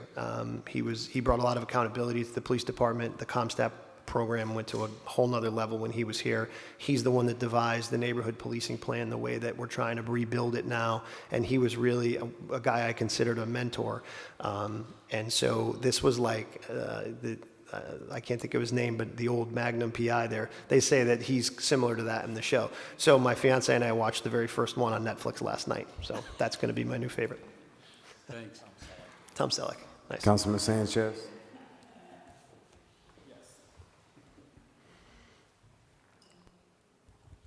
Evening, Chief. How you doing? Good, how are you, sir? Good. NHPD.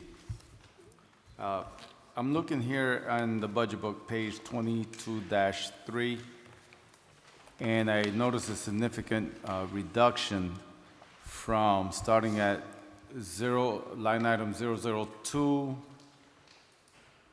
down to 010. And then I believe is added down at the line item 036 to 048. Now, which is the 4 quarters of the city, right? Northwest, northeast, southwest, southeast. Mm-hmm. Of those officers that's being added, including the ones that are already in those quadrant, how many of those officers are walking the beat, and how many are you planning to put for this fiscal year? So those numbers will, the numbers in northwest, northeast, southwest, and southeast will change from this budget book now that we have started an initiative that puts essentially 6 officers on the beat at all times. With those beat officers will now be encompassed in the Community Service Bureau, which means that they'll move from patrol down to the northwest, northeast, southwest, and southeast districts. Like I said earlier, what you see at the bottom is no change in people. We're just moving them around. And a lot of that is not physically moving them. A lot of that is for budget purposes. And when I say that, I mean accountability purposes. So that, one of the biggest things that we saw was that backgrounds was costing us some money because we were running multiple classes at one time. When backgrounds was encompassed in the Internal Affairs Division budget, I couldn't tell what was being spent on internal affairs versus what was being spent on backgrounds. So a lot of what you're seeing here is movement for the purposes of accountability and budgeting, not movement from, taking from one area of the department and moving to somewhere else. There is some of that in our reorganization, but most of it is for accountability and so that we know what we're spending, we know where our people are, and there's not 5 different divisions falling under one budget code that doesn't really make sense for all 5 of those divisions. So those, like I said earlier, those bottom 4 are your community service officers and your district lieutenants that are pulled out now of the patrol model, so I can tell what they're doing. Okay. And then I'd like to focus on line item 032 with the traffic division. So is that also accountability, or are you actually taking 4 officers off of that traffic division? No, that is specifically, like I said, I'm going to send everyone out the actual change.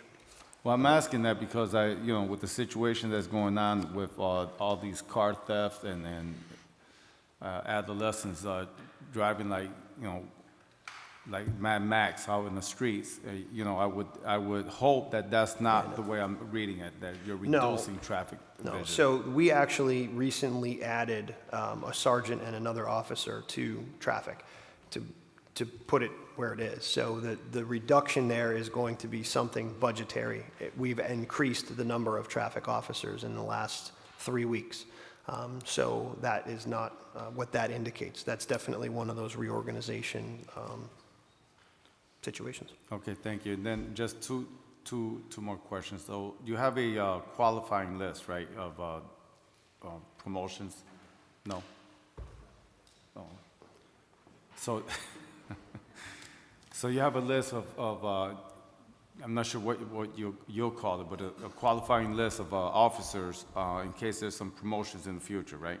We do. We have a lieutenant's and a captain's list right now, and HR is just posted for a sergeant's list. We do not have a sergeant's list right now. And then how long is that list retained? Until 1 year or? Yeah, each promotion list is retained for 2 years with the potential for a 1-year extension, unless it's exhausted through the means of promotion. All right, and the last one is basically a comment, and basically that the performance review report, I highly support that.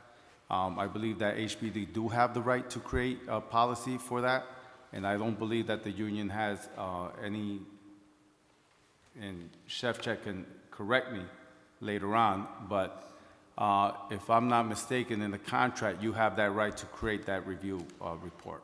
And I think that support is a good thing because it's actually it's a positive thing because it supports promotion and transfers in case anyone wants to transfer upward or lateral move. Yeah, there's been language about performance appraisals in the contract for a long time, but I think it's important to work with the union. They represent the officers, and if you implement something that doesn't have buy-in and that people don't understand why you're doing it, it can fail. So we're going to work with, I have a meeting scheduled with the union, with the executive board of the union, coming up in the next week or so, and that's one of the things that we're going to discuss. But I think we can work together to make something there that works, that our officers buy into, and they understand it's an opportunity for them to advance their careers. All right, thank you. All right, last question. You have a follow-up? Okay, so Councilwoman Bermudez and then Councilwoman Rosado. Okay. Thank you. Just one final question. Going back to the presentation, page 4, where we're looking at the rape numbers, are the rape numbers also rape numbers that were collected through hospitals and also colleges? Yeah, no, it would have to be reported to the police to show up in here. I'm sure that I'm quite positive there are unreported rapes that happen in the city, but these would be the ones reported to the police department. So we don't know if there's necessarily like a breakdown of how many would be called into a hospital or a college? The only numbers that would be reflected here would be the ones that would come through any entity to us.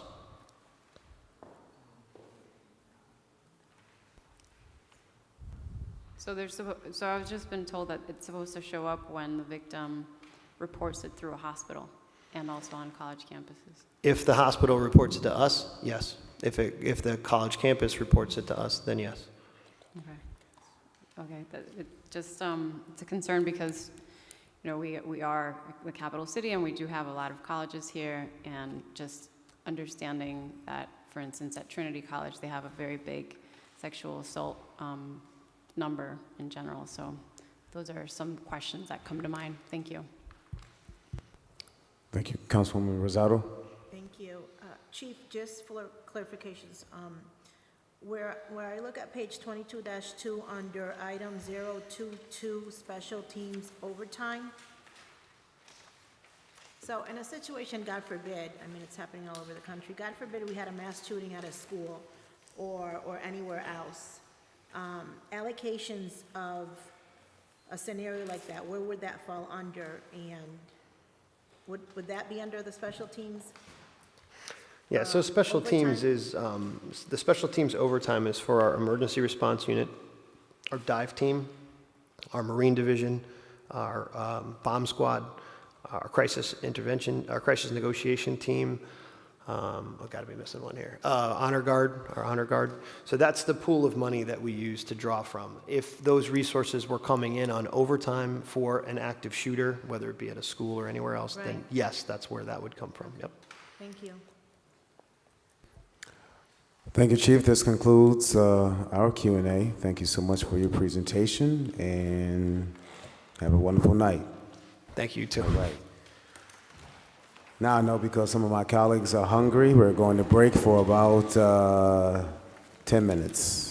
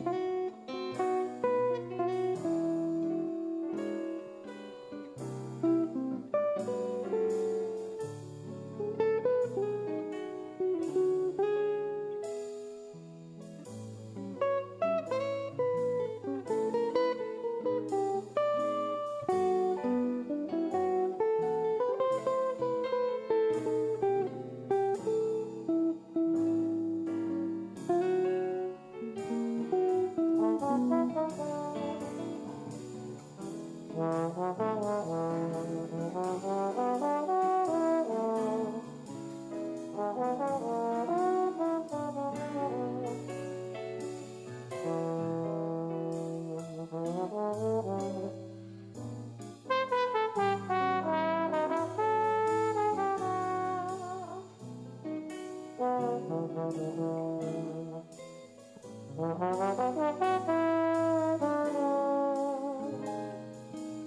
you.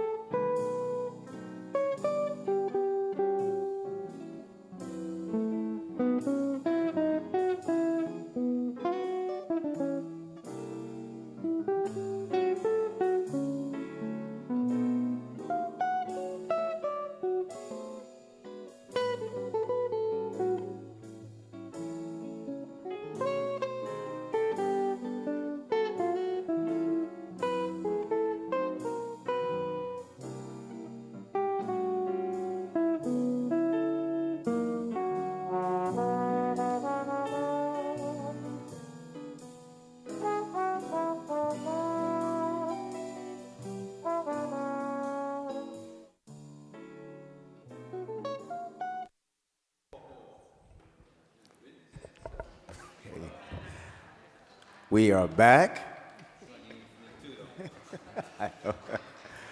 There's a little incentive to get them to come out here.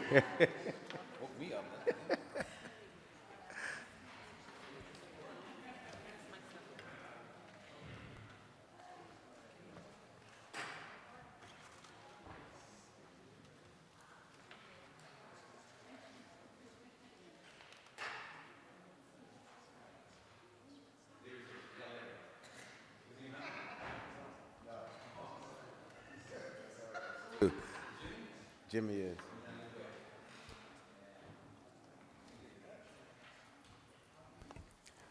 All right, now we're officially back. We have before us our illustrious Class 1 Fire Department of the City of Hartford. And we have Chief Reggie Freeman and his two assistant chiefs. And Chief, thank you very much, and you may proceed. Thank you, Mr. Councilman. And good evening, members of the Court of Common Council. My name is Reginald Freeman, Fire Chief of the City of Hartford Fire Department. To my immediate right is Assistant Fire Chief of Support Services, Daniel Riley. To his right is Assistant Chief of Operations, Rodney Barco.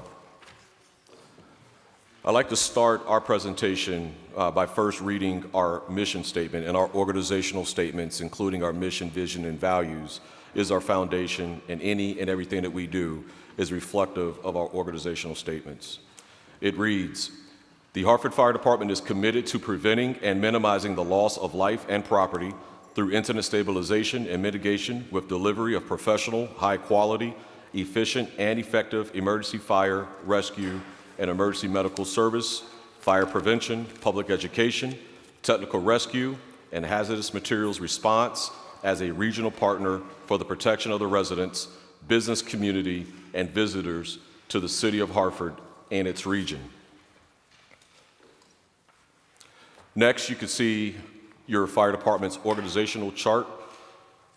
Starting to the left is all the members that are under the command of Assistant Chief Rodney Barco, starting with District 1.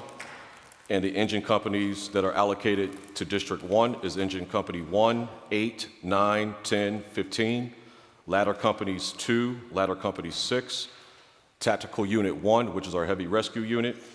Our hazmat technical rescue teams, our rehab unit, which is currently located at Station 11 on Sisson Avenue, as well as our decon unit. District 2, the companies that are allocated under District 2 as far as engine companies are concerned is Engine 2, 5, 7, 11, 14, Engine 16, as well as ladder companies 3, 4, and 5, and last but not least, our Marine Unit 1. Under the Chief's office is my executive assistant, Mrs. Janice Rodriguez, our executive officer, as well as our public information officer, District Chief Alvaro Cucuta, the Chief's aide, Lieutenant Brian Thompson, and our EAP coordinator, firefighter Velfredo Santana. And last but not least, a direct report to my office is our Special Services Unit, which is under the leadership of Captain Mario Oquendo, who his team also leads our efforts with our cadets as well as our explorers. To the far right, under Support Services, which is led by Assistant Chief Daniel Riley, there's a Management Services Unit, which currently includes 2 administrative personnel, one specifically for procurement purposes, the other for payroll, and our Strategic Planning Officer position, which is currently the only vacancy that we have at headquarters. That position will be filled in the very near future. That individual reports to Chief Riley. Our Fire Prevention Division, also known as our Community Risk Reduction Division, is led by Deputy Fire Chief Ewan Sharif as the city's fire marshal. Under his command are 2 captains and 12 lieutenants. Our Training Division, which is led by Deputy Fire Chief James Erickson, and those disciplines under his command includes fire suppression, EMS, as well as hazardous materials. The Equipment Maintenance Division is also under the leadership of Assistant Chief Riley. We are fortunate enough to have a very professional, capable, and competent Equipment Maintenance Division that services all of our apparatus as well as equipment here in the city on site. And last but not least is our Fire Alarm Communication and Technology Division, which is under the leadership of Superintendent Christopher Henry. Fiscal year 2019 was a very good year for your fire department. We had the pleasure of installing over 800 smoke alarms into Hartford homes in partnership with American Red Cross. The year prior to that, we were able to install approximately 700 smoke alarms. And this is at no cost to the city of Hartford. American Red Cross, they donate these smoke alarms, and we as a fire department, we are on site alongside with them, assisting in this endeavor, and we truly appreciate the partnership, the long time partnership that we have had with the Red Cross. Going back to our Special Services Unit under the leadership of Captain Okendo, we had an unprecedented year in regards to our public education by actually touching 110,000 citizens, that's adults and kids, with our fire and life safety public education. They are in schools, they are at almost every community event here in the city, very active, very engaged, and we're very happy with the productivity out of our Special Services Unit. We also partner with our faith-based initiative as well as our brothers and sisters in the Hartford Police Department to develop strong relationships with the community from the south end all the way up to the north end. We were fortunate enough to graduate 2 recruit classes, and this is the 4th class in a 2-year period that the Hartford Fire Department has held. And I will break down the demographics of these classes because I think it's vitally important for you to know that your fire department is truly reflective of the community that we serve. Our first class was class 23. There were 36 recruits. Out of those 36 recruits, 23 were minorities, 14 were African American, 9 were Latino, 13 Caucasian, and there were 3 women in that class. Class 24, there were a total of 40 recruits. 30 out of the 40 were minorities, 17 African American, 13 Latino, 10 Caucasians, and 2 females. Class 25, there were 43 recruits, 33 out of the 43 were minorities, 13 African American, 20 Latino, 10 Caucasian, 1 female. Our last class, recruit class 26, we only had a total of 6 Hartford recruits in that program. However, that was a class that we put on that also had New Britain recruits as well as West Hartford recruits in that class. All 6 of those recruits from Hartford were minorities, 5 African American and 1 Latino.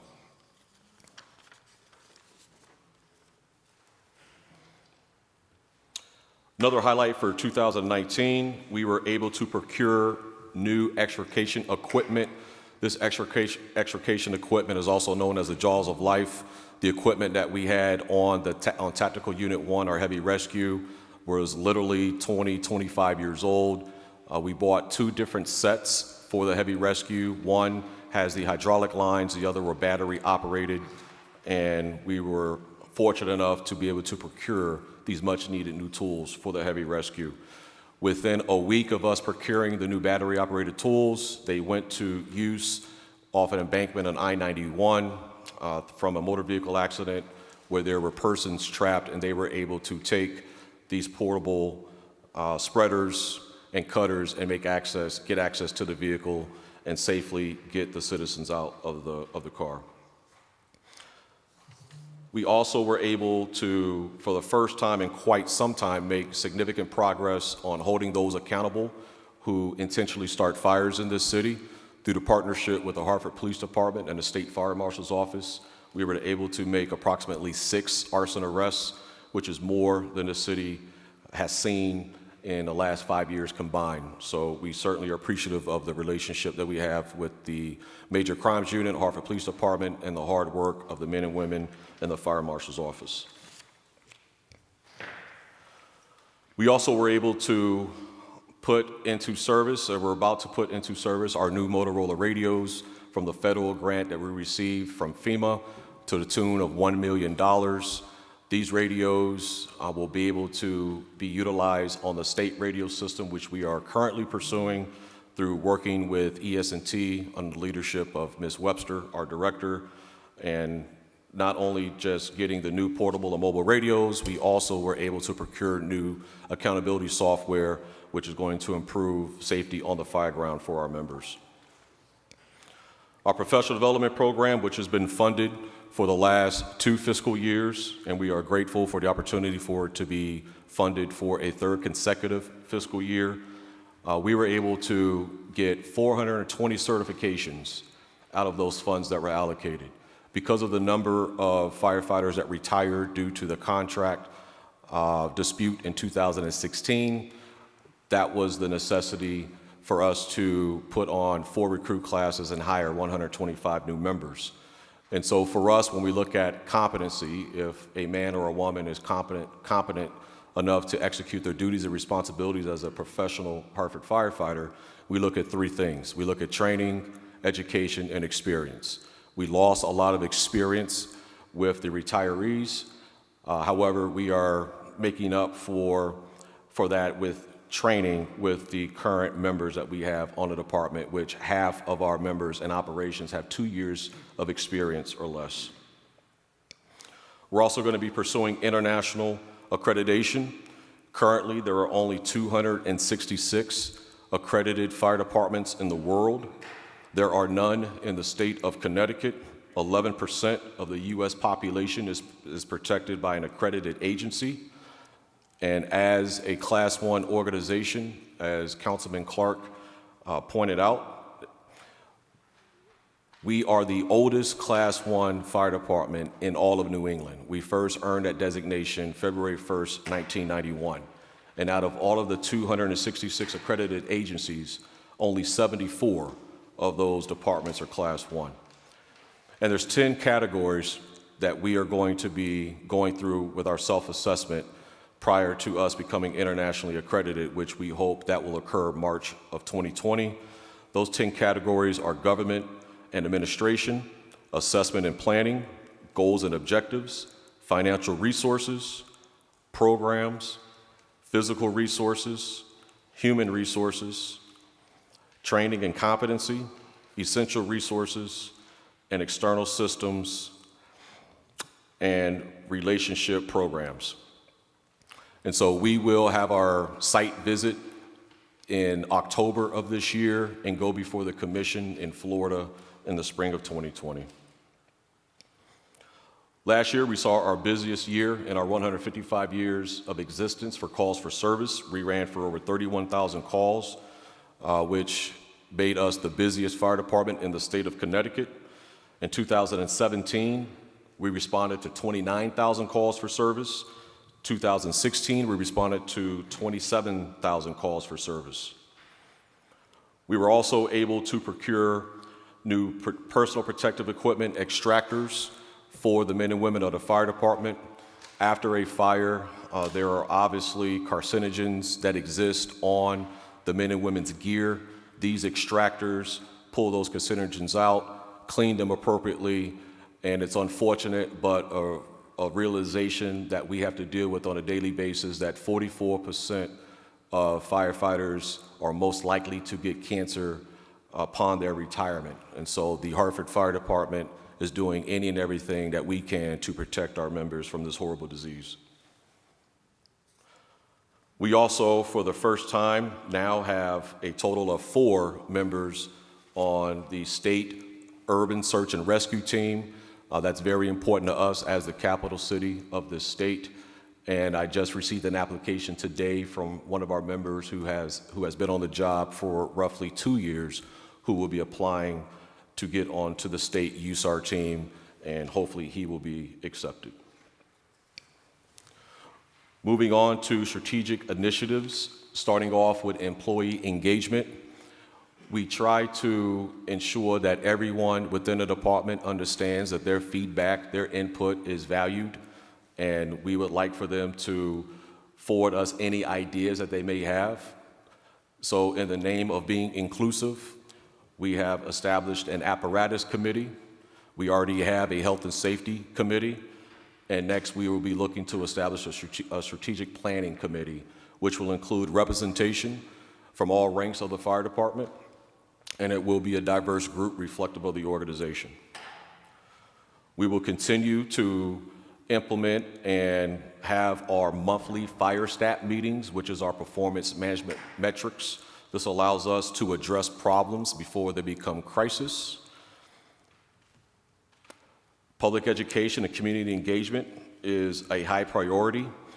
One item that is very important to us that is going to be hopefully expedited within this calendar year is for us to establish a firefighter EMT program within Hartford Public Schools so that we can not only give the men and women, the young men and women of the city of Hartford that's within our school system a skill set, and if they can't get hired with the Hartford Fire Department, hopefully they can get hired with another organization within the state of Connecticut. The only diversity that you see in fire and emergency services organizations in the state of Connecticut are at the larger municipalities, us, New Haven, Bridgeport, and Waterbury. And for the other jurisdictions, they do not have the diversity that the city of Hartford has within their respective fire departments. And so we want to do our part to try to assist in not only addressing the lack of diversity in the fire service in the state of Connecticut, but then also giving our youth an opportunity and a skill set so they can be successful upon graduation of high school. Continuous improvement initiatives. We are always looking at ways to be better. Being good is not good enough, and so we always try to take an internal look at what we do and how we do it, and we adjust accordingly. Succession planning, our professional development program is key to our succession plans. We previously, the way we conducted business is we would have a civil service exam, then the men and women would have an interview, their names would be placed on then a certified list in human resources.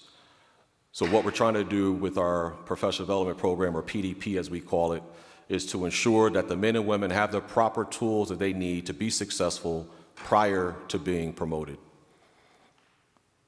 Equipment upgrades. Our fire marshal's office, who work extremely hard, up until recently, within the last 2 months, they would have to go out, conduct an inspection with a clipboard, a piece of paper, and a pen, come back to their office, and then log that information into their desktop. And now they have the opportunity to do their reports in the field because of the Surface Pros that the city of Hartford has provided to them.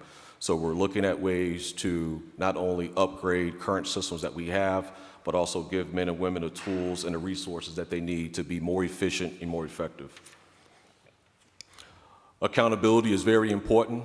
Everyone in this organization is held accountable and held to a high standard, from my office to the newest member, and we will continue on that trend. Identifying high hazard buildings. This is done in conjunction with the men and women in suppression as they go out and do area surveying.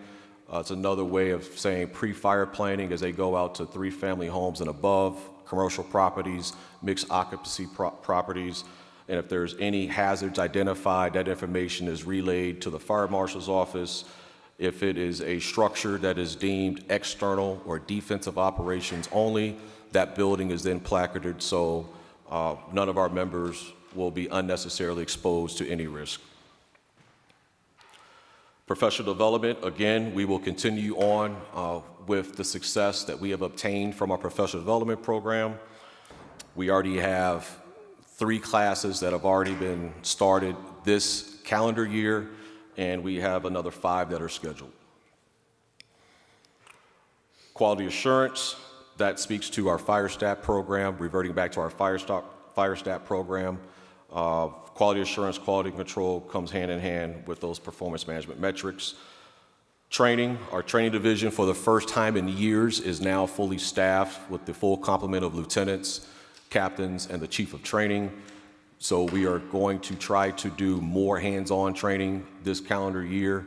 I've already had discussions with the union president on some ways that we can accomplish this and minimizing overtime costs, if not alleviating overtime costs for training purposes altogether. The fire department has submitted for the first time a 10-year capital improvement plan. The average age of every firehouse here in the city of Hartford is 76 years old, and we have not put the capital funds into any of our firehouse as we should. We have made strides through our partnership with Public Works, who has done a lot of work in our firehouses. However, these firehouses, some of them that we are operating out of, were literally built for horses, and we have to put money into these firehouses. So our 10-year capital improvement plan addresses that, also addresses the need for us to procure additional apparatus, additional SCBAs, hoses, 2016, because the hoses that we had in operation, supply lines as well as attack lines, were 25, 30 years old. I went to the mayor and respectfully asked for $600,000 to procure new hose, and he granted us those funds. However, that should not have happened. If we would have had a capital improvement plan, then it would have been properly planned for, and we would not have been in that predicament. So now we have a submitted capital improvement plan, and we look forward to utilizing it. And again, last but not least, international accreditation is a priority. Budget comparisons for fiscal year 2019-2020. The revised budget for fiscal year 2019 was roughly $33.3 million for the general fund. And for fiscal year 2020, the recommended is roughly $34.3 million. That is just over $1 million change, and represents 3.2% change in the budget. SAFER grant is money that we are receiving from the federal government from the hiring of 70 firefighters for a total tune of $11 million. We are seeing a savings of $3.8 million for that SAFER grant, and that's a 12.1% change in the budget. Total fiscal year 19 revised $37.8 million. Fiscal year 2020 recommended $38.2 million for 1.1% change. Budget highlights and areas of focus: 3.2% increase from fiscal year 19. General fund, SAFER grant, again, 70 recruits continue under that grant. That is a $3.8 million savings for the city of Hartford, and we are going to be focusing on continuing to reduce our overtime in fiscal year 2020. Areas of focus: the PDP will continue as necessary, overtime management, international accreditation, apparatus replacement, and due to an anticipated increase in call volume, and emphasis will be placed on pursuing opportunities to enhance operational efficiency. And that is my presentation.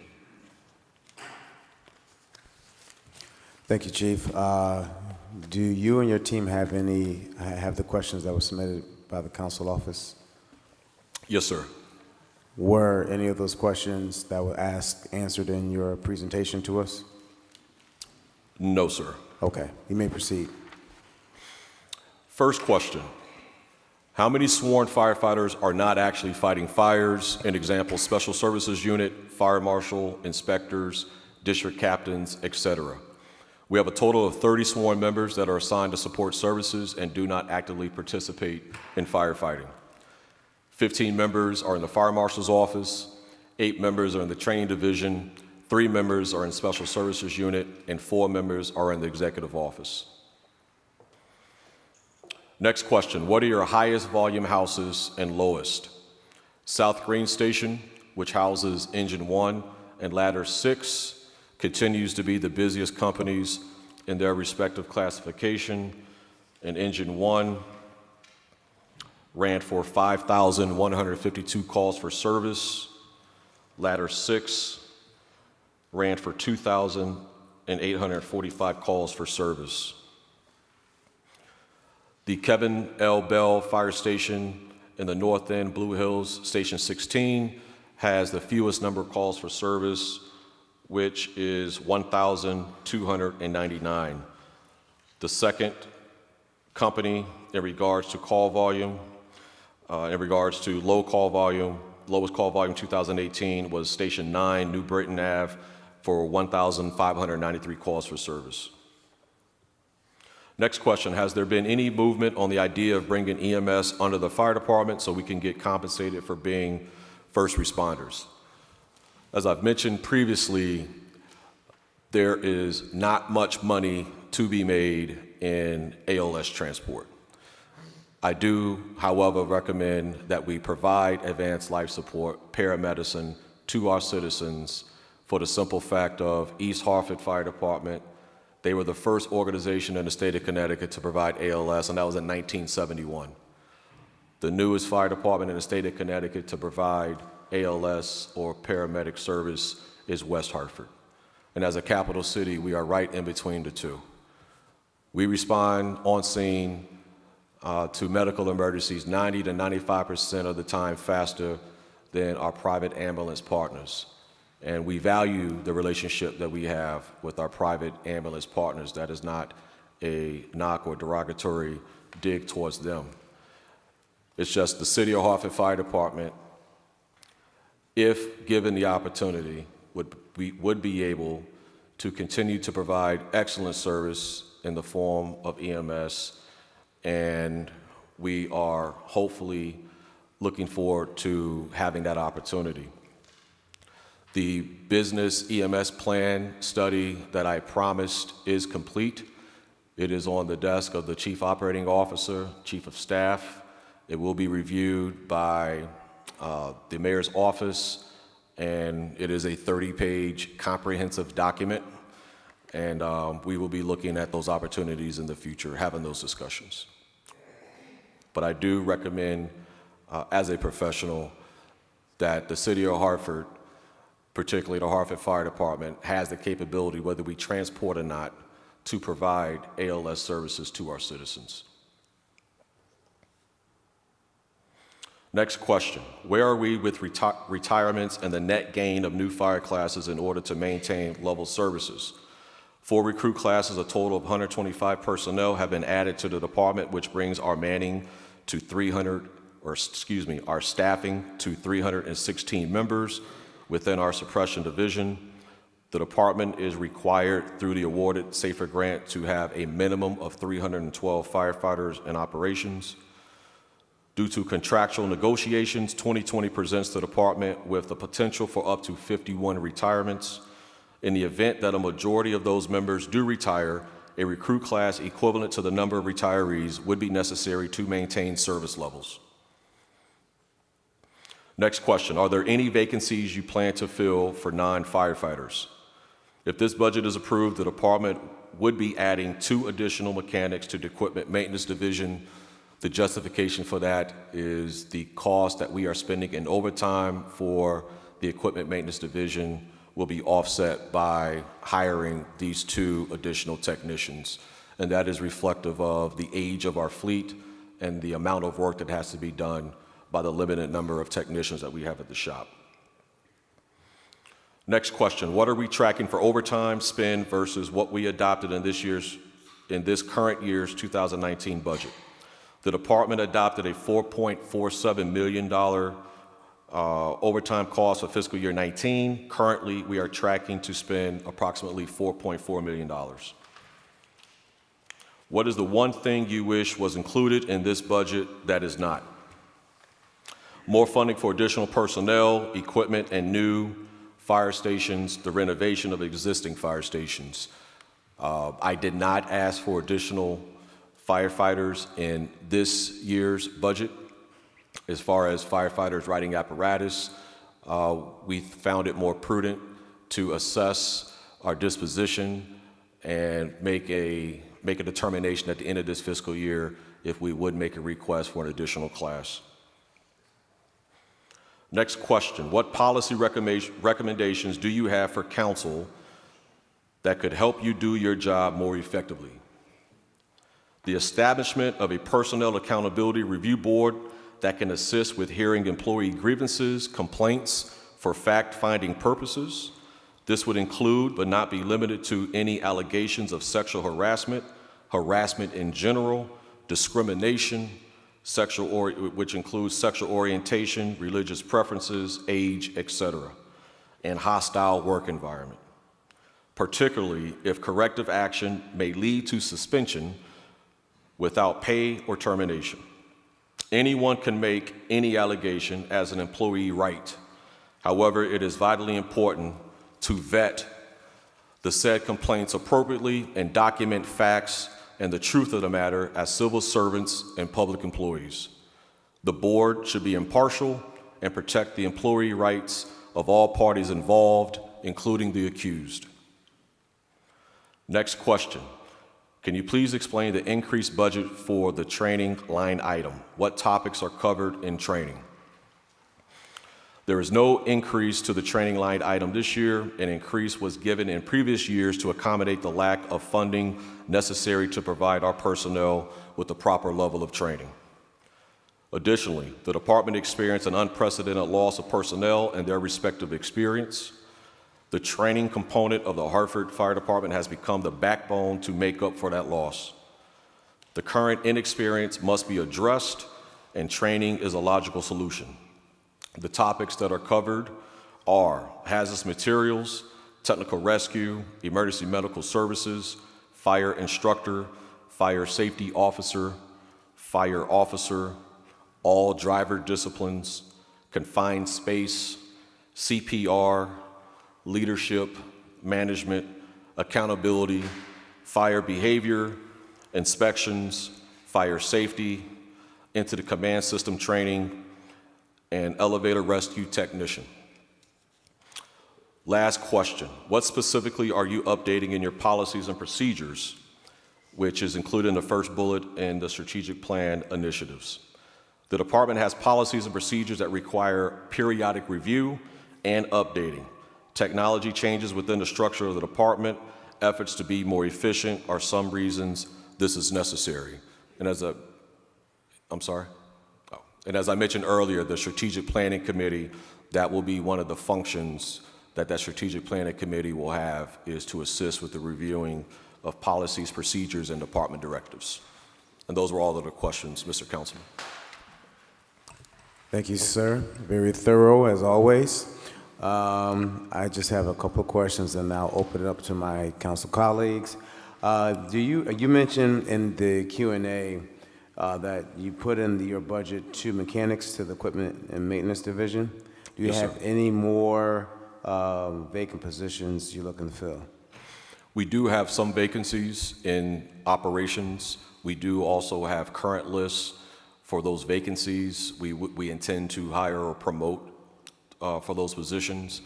For any list or any vacancies that we may have, those tests will be conducted, and we have funded for this fiscal year $95,800 for promotional purposes. What are some of the examples of those vacant positions? I believe 11 captain positions, if I'm not mistaken. 7 driver positions. 7 driver. 7 driver, yes, sir. Okay. and then the strategic planning captain position. Is that a new position? No, sir. Okay.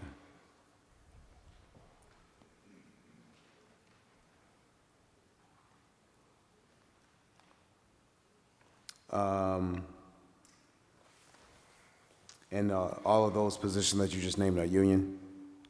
Yes, sir. Okay. Any non-union positions you're looking to expand or create? No, sir. Okay.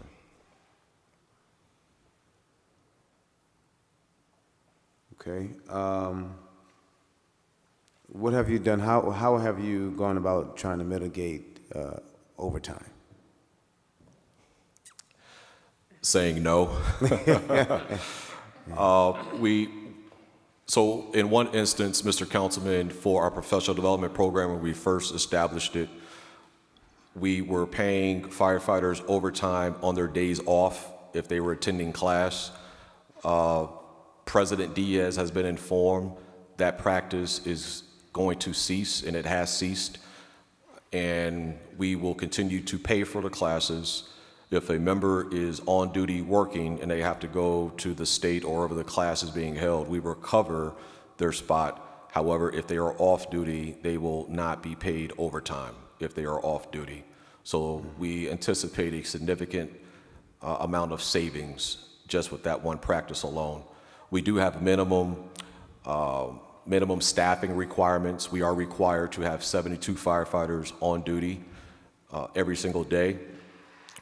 We average about 6.3 people that we hire a day to meet minimum staffing, and we have 11.5 firefighters that take off on a daily basis. So a lot of our overtime is driven by minimum staffing requirements. All right, interesting. And my last question,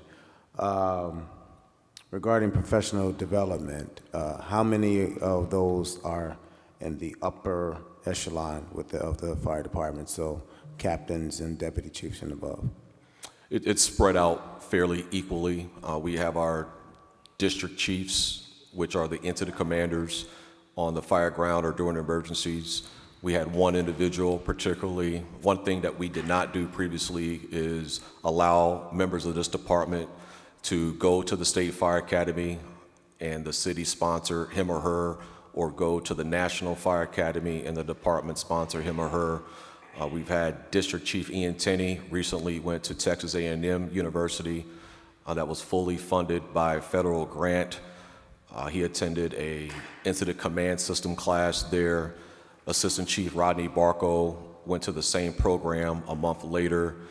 And we have other members of the organization that are now applying for National Fire Academy courses that are executive fire officer programs. So we have the extreme from the chief officers attending programs to literally probationary members attending professional development classes. All right, thank you, sir. Open up the floor to my council colleagues. Councilman Sanchez. Evening, Chief Good evening, sir. and staff.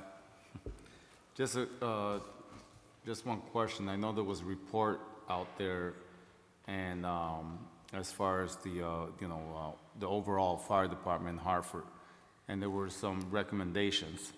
Now, in those recommendations, can you tell me what positions that they were recommending that we should either create or fill? I believe, sir, are you speaking in regards to firefighter Kevin's Bell Board of Inquiry report? Yes.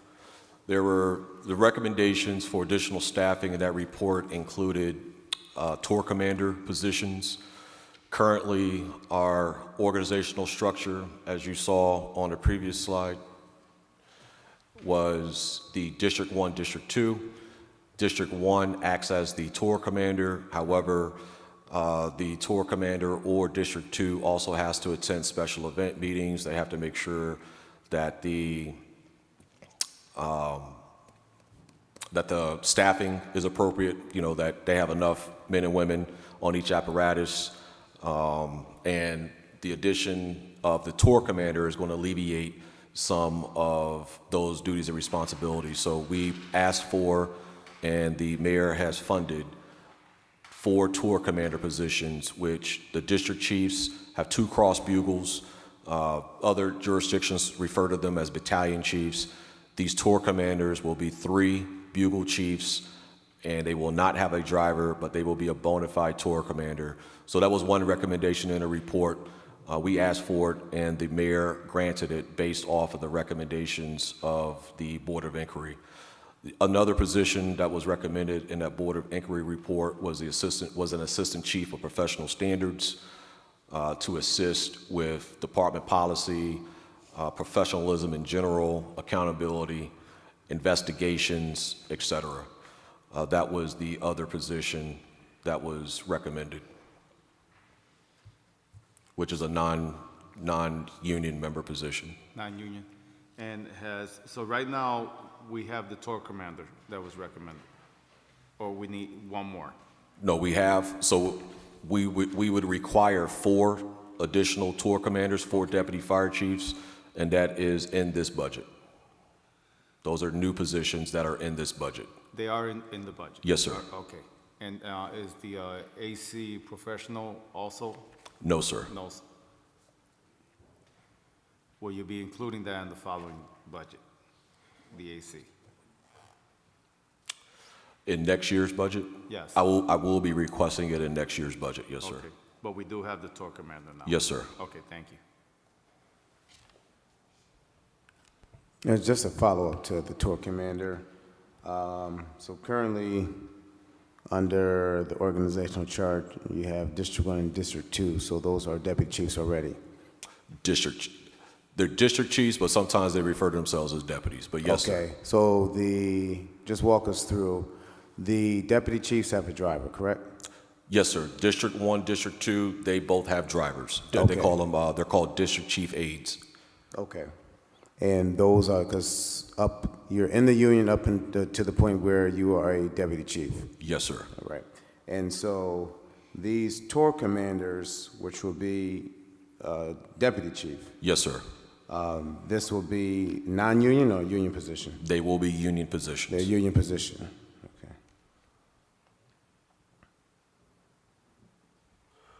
And what will be the salaries of these new deputy chiefs that you're putting into the budget? That's still being negotiated. Will it be anywhere in the ballpark of what the current deputy chiefs are making? Yes, sir. I would presume. What's the base salary currently?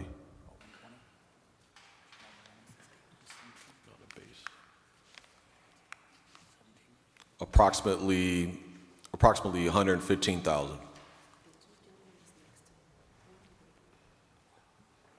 Okay, so, and if I heard you correctly, the new tour commanders, deputy chiefs, they will not be having a driver. That's correct. They will not have a driver. And their sole responsibility will be what versus the current deputy chiefs? Perform all of the required administrative duties for the tour commander's office, attend all applicable meetings, specifically special event meetings, and then also respond to emergencies accordingly, and assume command when necessary. Now, how long has the Kevin Bell report been out? 2018, I believe.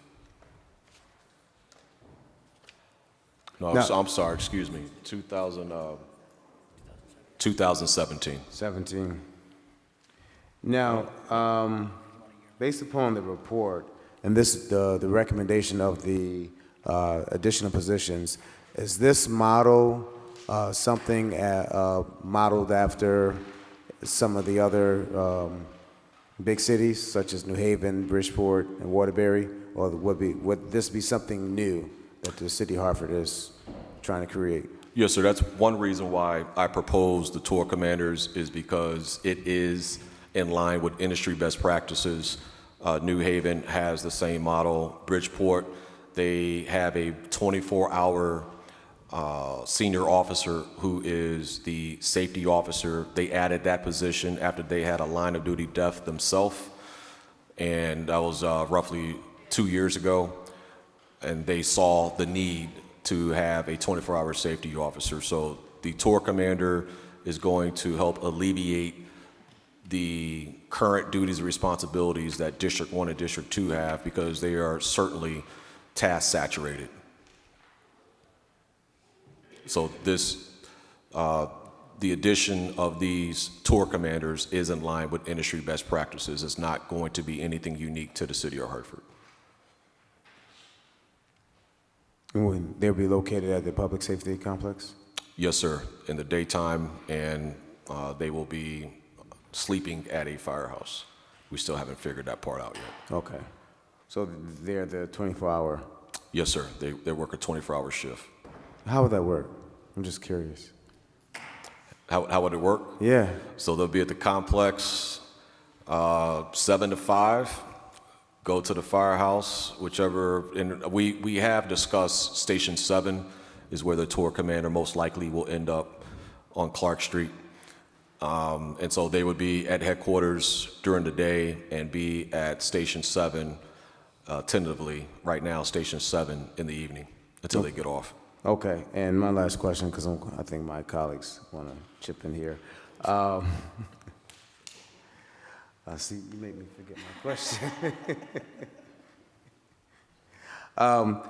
The far as these being, would the personnel be promoted or appointed to these positions? And would these be internal, or external?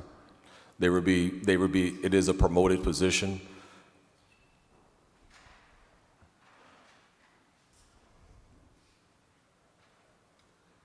Okay, thank you. Councilwoman Bermudez. Thank you. Thank you so much, Chief. I have two questions. For the public education and the community engagement, you all do a lot of work when it comes to outreach. I was wondering if, maybe I missed it, but if there's any line item in the budget that quantifies that in terms of how much is spent, and also how many, because you also receive a lot of grant funding as well, but how much is spent towards these programs for public education and community engagements?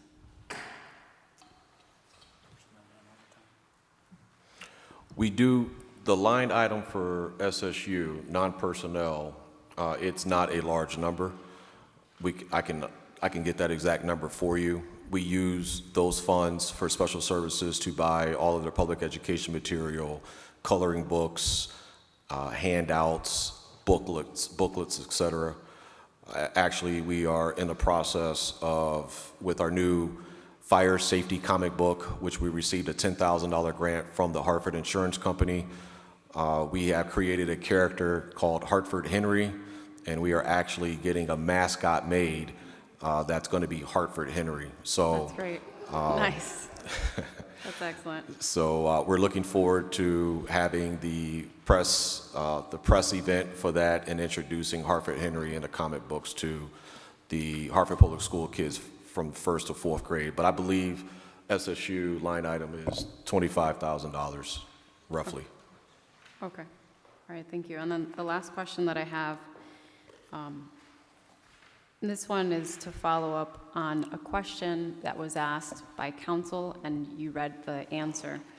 One of the questions was, how can we assist you? What are areas that council could help in? And one of the things that you mentioned was the establishment of an accountability review board. Mm-hmm.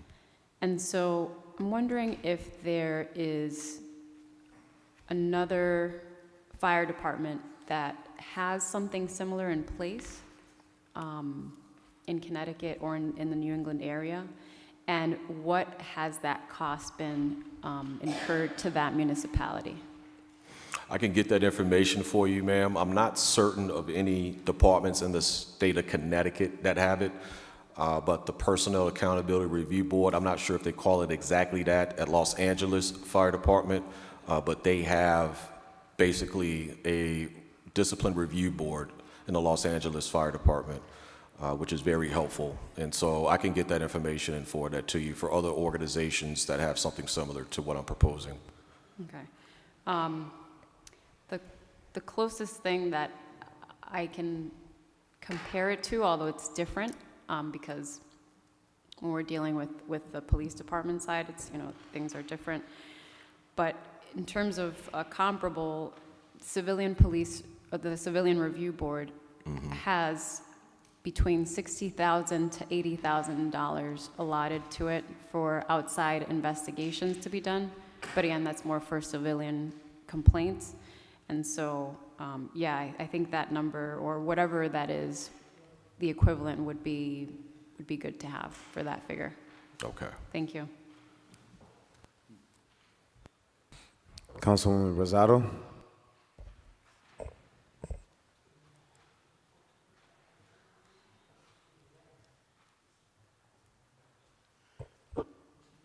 Hello, Chief. Hello, ma'am.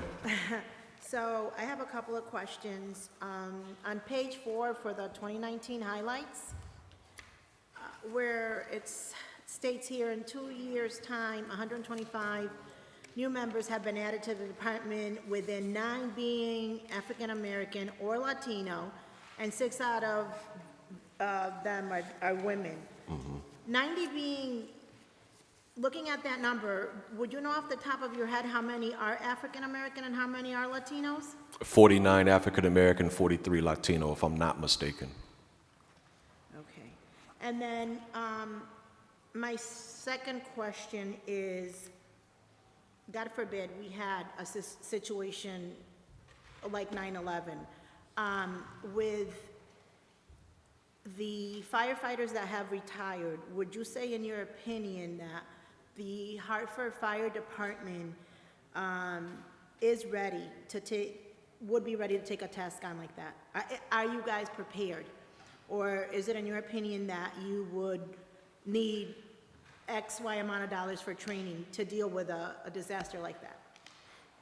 So is your question, madam, are we prepared to handle a large-scale emergency? Yeah, 100%, Okay, without question. okay. Thank you. Yes, ma'am. Councilman Deutsch? Thank you, and welcome, Chief, and your colleagues. I just have one question, and you probably know what it is, Chief, that I've asked in previous years, looking forward to something. It's depicted by the prop that I sometimes use, which makes us proud in some places to see our own paramedics respond with their own ambulance and bringing folks in if they need it, triaging and bringing them in. And I guess the question is, how is that on track? What is the initial investment that we need to have a few of our own ambulances, just like NY Fire Department and Denver and so on, that I've been proud to see?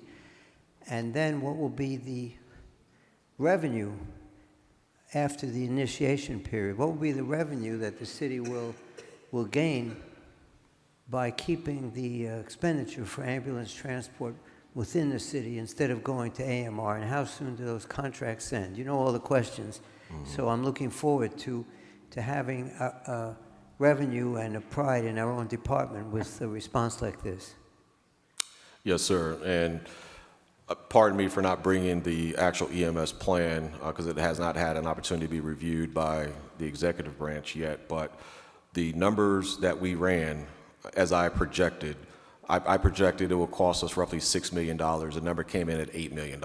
So and there was 3 options: Plan A, Plan B, Plan C. Plan A was for us to just hire paramedics and EMTs and put Hartford Fire Department uniforms on them and buy ambulances and put Hartford Fire Department on the side of it. That was the most expensive option. The second option was us buying what we call fly cars, a total of 8 fly cars. These are nothing more than SUVs that can respond to ALS calls. That number came in, I believe, at between $6 and $7 million if we were to do that. The last option was for us to train existing firefighters to paramedic and EMT. And we were to respond as we normally do with our apparatus. That was the most appealing fiscally, but there was still an initial first-year loss of roughly $300,000. So we have options. We have some data. The data is not complete because the information is proprietary to our private ambulance partners in regards to their actual numbers that they see. However, out of our 24,000 calls, EMS calls, we can only anticipate 10% on the low end, 15% on the high end of recouping those funds. So when we give that citizen or visitor that medical bill, we can only anticipate anywhere between a 10 and 15% return on payment. And that's why those numbers are so offset. Do you have anything to add? So again, help me understand a little more. So does that mean that even after initial rollout for a year or two, we wouldn't be generating a positive revenue from charging the insurance companies, let's say, for that transport in the same way that I assume AMR and Aetna get paid for their service? So are you saying we're not able to capture that money within our city department? Not in an expeditious manner, no, sir. And there's a few factors, and again, maybe this is a different form. We can have a more in-depth discussion, but there's a few factors that go into us getting paid for our services, or any organization getting paid for rendering ALS service, especially when you transport. Because we have such a high unemployment rate in this city and a high percentage of citizens that live below the poverty level, so many citizens that do not have insurance, the best we can see out of the 24,000 calls that we run, the best we can see is 15% of the total of those 24,000 calls to get that money back in regards to billing. And so that's why I started my presentation off by saying, although it may not be affordable, it may not be lucrative, if you will, from a business standpoint, as it pertains to public safety and emergency response, it's priceless for the fire department to respond and just save one life, because we will get there faster than anyone else, and we will have the men and women to be able to deliver the necessary services from an ALS standpoint. And as a public safety or a local government organization, who all of us who wear this uniform has taken an oath to provide the best possible service that we can to our citizens, getting into advanced life support or advanced life support transport, the fiscal opportunities is something that obviously has to be taken into consideration, but at the minimum, it is the right thing to do for us as the city of Hartford. Right, well, if I could just add, I mean, I think most of us would agree that we would be proud if we did that, just as when we rescue someone from a burning apartment. Mm-hmm. And I guess my last question, have we delivered any babies lately? Last one we delivered, I believe it was Station 7, about a month and a half ago. Month and a half ago? Beautiful baby girl, yes, sir. Very nice, okay, thank you.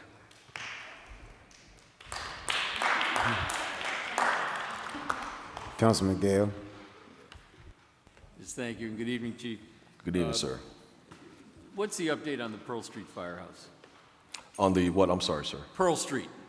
Pearl Street building? Yes. What are we doing with it? What's going on with it? I have not heard any updates from Mr. Johnson, our Director of Economic Development. However, we as a fire department, as well as Public Works and Economic Development, we're working to renovate Station 10 on Franklin Avenue and Station 11 on Sisson Avenue, and that's where the two companies that currently exist at the Pearl Street Station will be relocated to.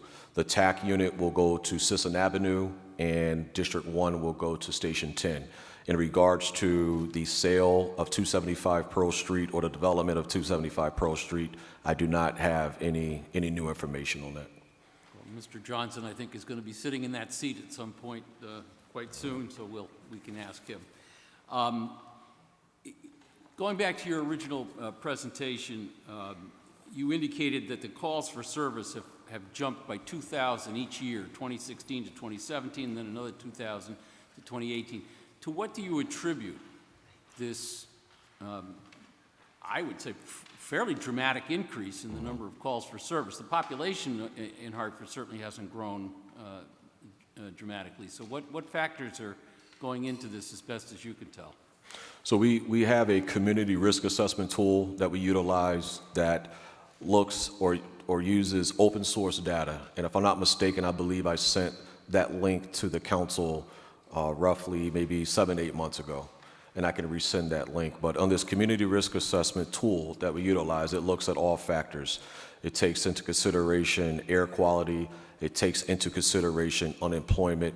It takes into consideration the poverty rate. And it breaks it down by neighborhood. Unemployment in Northeast NRZ is 30.6%. And what we found in the risk assessment tool is where you have high unemployment, where you have single mother or single father households, where you have high concentration or let's say overpopulation, because we do have some neighborhoods that from a standards perspective are overpopulated, where you have more multifamily homes and single family homes, which we have more multifamily homes and single family homes all throughout Hartford. Those are contributing factors to fire incidents and emergencies. And we've targeted these respective neighborhoods. We literally have gone door to door in our target high hazard areas and given out literature. Those are some of the people that the Special Services Unit has reached out to and given them information on making sure that they don't leave food on the stove unattended, making sure that they're not overloading electrical outlets and surge protectors, et cetera. And so we're trying to combat the rates of incidents that we have by trying to be proactive, by looking at the data and actually knocking on doors, reducing the risk in our community. But it's going to take some time. It's not going to happen overnight. But unemployment, high density population areas, single parent households, those are all contributing factors to incidents. Councilwoman Winch. How many points you scored, Chief? 0. I would say something, but all right. You was there for support. I know it. That's right. That's right. But anyway, how my kids doing? How did the Explorers and the Cadets doing? They're doing great. We have approximately 22 Explorers. The Explorer program is very active, very healthy. We just did interviews to hire the one open cadet position that we had. That offer was made to the successful gentleman who has actually been a Hartford Fire Explorer for the last 2 years, so we're excited about him being promoted to cadet. So both programs are running extremely well right now. So this budget represents how many cadets? 6. All right, and then my favorite subject, employment opportunities and female employment. Employment opportunities? Like upward mobility within the union. You might have talked about that when I wasn't here. You did? I'll look at the Yes, tape. ma'am. No, I was just joking. We did. I'll look at the tape. So we have a civil service process, and it doesn't matter the position. If you're in a union, you go through the civil service process, and a certified list is made by that process. So every female that's been in front of me for promotion has been promoted. Oh, good. And that's how many? I do not know off the top of my head. All right. So give me a number. And what's the population of females right now in the fire department? 18 total. 18, let's see. 18 out of 300 and how many firefighters? 18, which is 5% out of 356. Okay.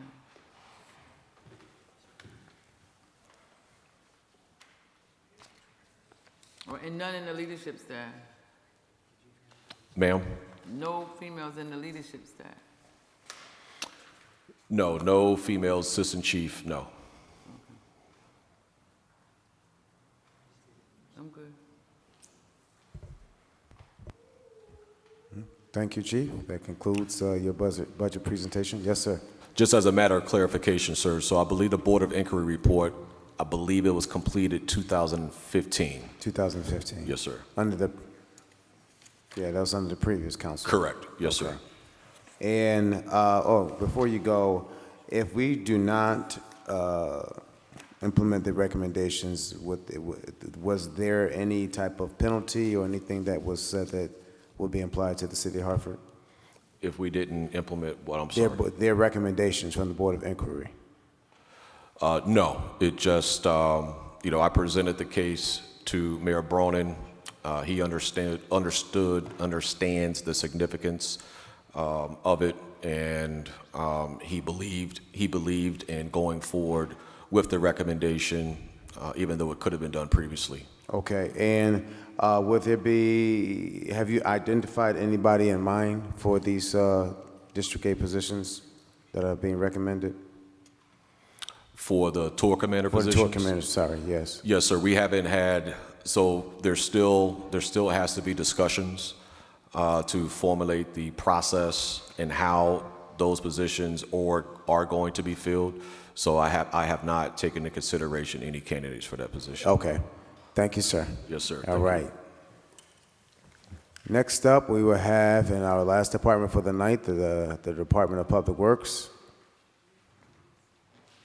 And I think we'll recess for about 5 minutes to give our director time to get himself acclimated.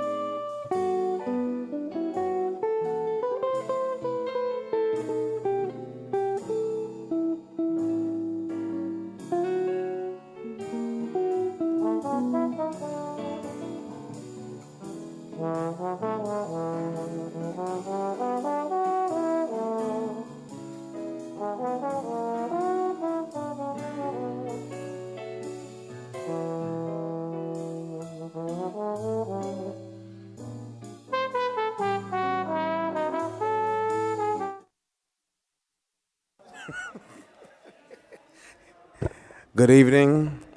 We are at our last department for the evening, and we have before us our director and deputy director of the Department of Public Works, and we'd like to thank you, Mr. Valeska. Did I say your last name correctly? Did I say your last name correctly? Okay. What is it?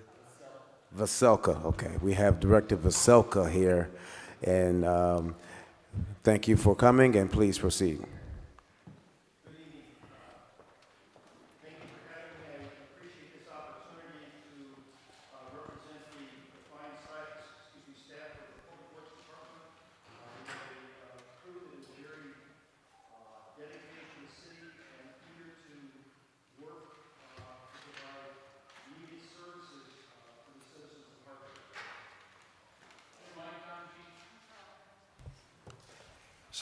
Sorry. Just before we start going into the mission with that department, just for some information, over the past year we had 25 new hires. Of those, 16 are Hartford residents. Of the total workforce, 57% of our staff are Hartford residents, and 81% of our staff would be classified as non-white in ethnicity. We had 5 internal promotions over the year. and one advancement of a classification. The mission of the Public Works Department is very closely aligned with the mission of the city, and we're committed to contribute, as it states, to a safe, healthy environment for Hartford residents. We look for infrastructure maintenance, enhancements, and, in all the service areas that we serve. We strive to provide exceptional service to a cohesive and motivated staff dedicated to the caring and welfare and meeting the needs of the residents of Hartford. Our organization in Public Works, as you see, myself as the director, my executive assistant, my deputy director, who handles more of the operational divisions within the department, the city engineer. We're proposing to redescribe the old city architect position to a new position that's Director of Facilities and Engineering, and then the senior project manager that handles our administrative, personnel, and fiscal. In the budget, we had proposed 10 business cases, and we're hopeful that you will, the mayor has brought some, if not all, of each one of those forward, and we're hopeful that you as the council would endorse that. As part of those business cases, we would increase the staff of Public Works by 12 staff this year. Of those, we'd be putting 4 new staff into the Facilities Division, 2 into Engineering, 2 into the Street Division, and 4 new staff into the Forestry Division. With that, there'd be a transfer of 1 from Parks, the City Forester, into that new division that's proposed.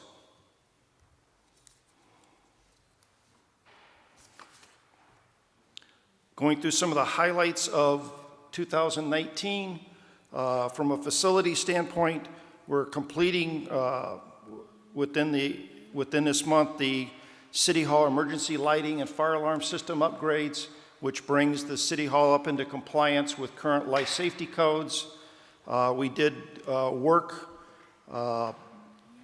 in compliance with a consent agreement that the city entered into with the Department of Justice to review ADA compliance both in the city facilities as well as our sidewalks, confirming the compliance that was done in many of the city facilities over the last few years, and identifying all of the street crossings that have ramps that are in need of being upgraded. In city-owned facilities, we did construct the office for the Community Partners in Action expansion here in City Hall. We did some work on repairing the truss at Elizabeth Park Pond House, and we did an abatement of asbestos and a floor replacement at Fire Station number 11, and we did Keeney Park, the demolition of the old maintenance facility there. We also moved the HMIS server group from 50 Constitution Plaza to 50 Jennings, from 250 Constitution Plaza to 50 Jennings Road, saving the city a considerable amount of money on that, being able to release that square footage from lease. Engineering has worked on many projects with the Hartford Trust Fund.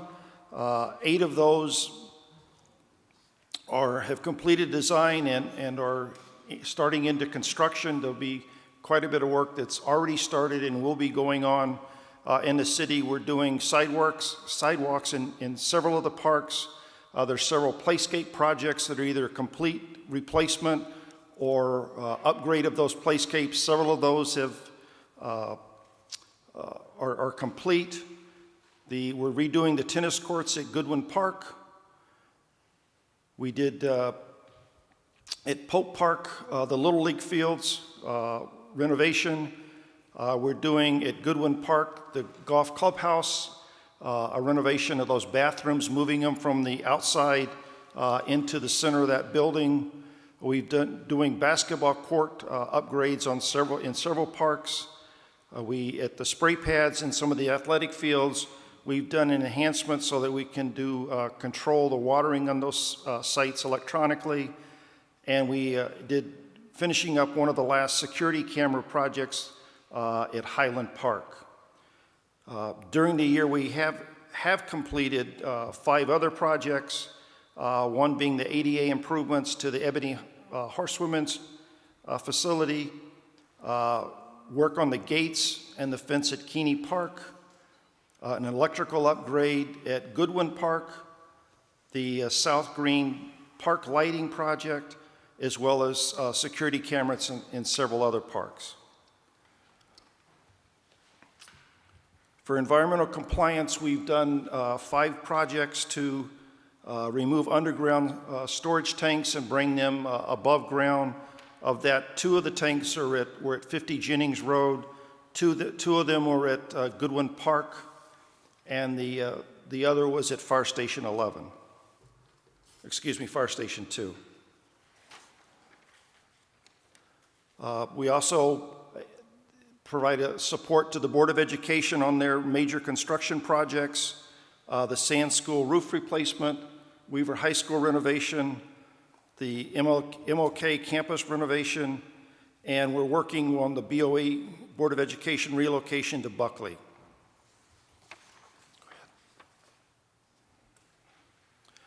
In terms of support to sustainability and energy, we're working to upgrade the fuel cell at the Hartford Public Safety Complex, partial replacement of that unit. We're in the process of an LED streetlight conversion of the city streetlights, the 8,000 that are owned by Eversource. All of them have been upgraded to new LED fixtures, and we're about 50% complete with the city's conversion of our 1,200 streetlights. We'll be upgrading exterior lighting throughout city facilities, and all that work is being done under a deep energy grant. For traffic, we have several traffic calming projects that we worked on over the year. We installed speed humps in 64 locations. There's another 6 streets that have speed humps to be installed yet this spring before the 1st of July. That would be on Ashford Street, Bellevue, Heartland, Pawtucket, Sargent, and Wayland. We have some extensive projects on traffic signalization upgrades. We're addressing 145 of the 240 intersections that the city controls. That works to commence in this summer, and tied to that is a communication system management that will actually be able to view, monitor, and control those lights from 50 Jennings Road. We're setting up a control center within Public Works. We've also done work under the Local Accident Reduction Program. One of the big things, the new things that we did in terms of improvement of services in the street division, we've improved our pothole patching process. We were able to purchase an asphalt recycler as well as 2 hot boxes. So we have both of those in operation, and the crews are both using material that we're buying, as well as we're recycling asphalt and actively patching the streets throughout the city.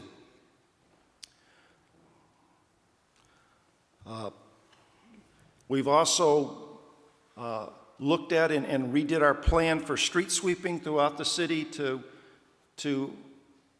support the Clean Hartford initiative. We're making sure that we sweep all the city streets at least once per week throughout the 3-season sweeping season.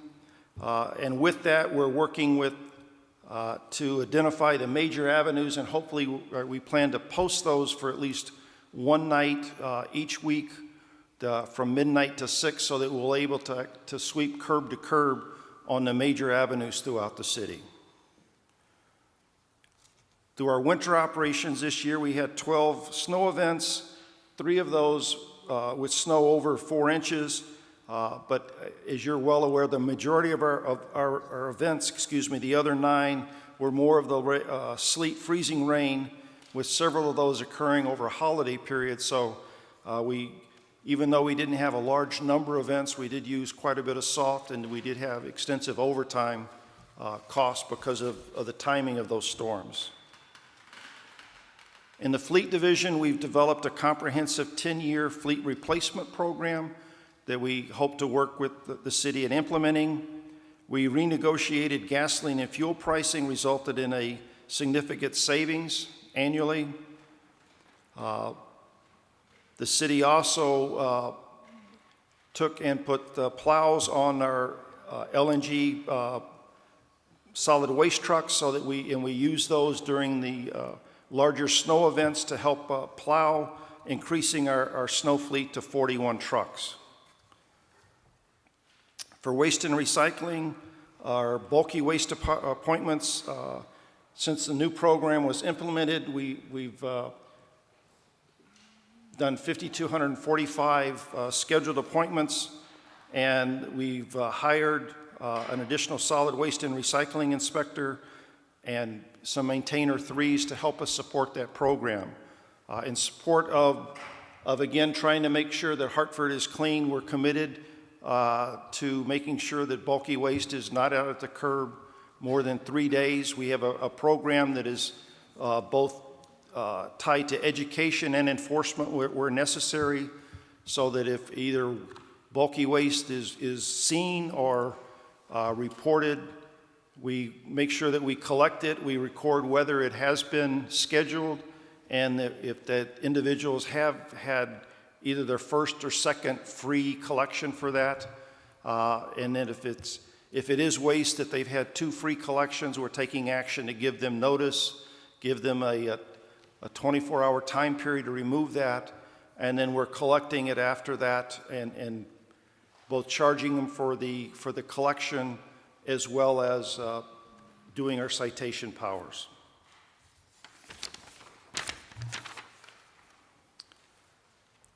In the Parks Division, we're in the process of hiring a new superintendent. We also hired a new supervisor in that division this year. We've completed the full implementation of the web-based sports field scheduling system, which has allowed us to control and manage the scheduling of the fields. We've enhanced our focus on improving the playability of all the sports fields, and working with that, the deputy has worked to improve cross-coordination between all the divisions on our maintenance issues.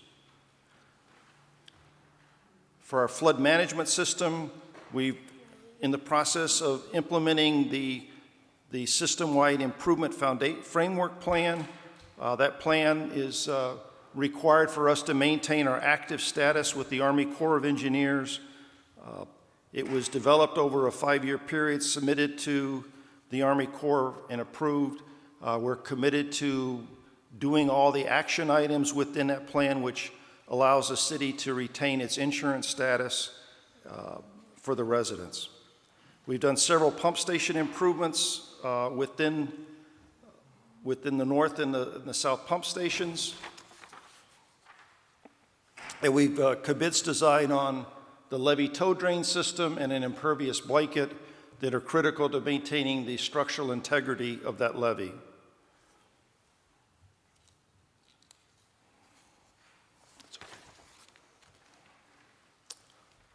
In the forestry division, we've begun the inventory and assessment of all the city trees. We processed 216 work orders, and we continued our storm and emergency response regarding downed trees. For blight remediation, we've addressed over 100 city-owned properties, worked to clean up 138 blighted properties, and coordinated litter removal with the other city departments. For the upcoming year, for our budget that is moving forward, we have several strategic initiatives that we hope to carry forward and are committed to.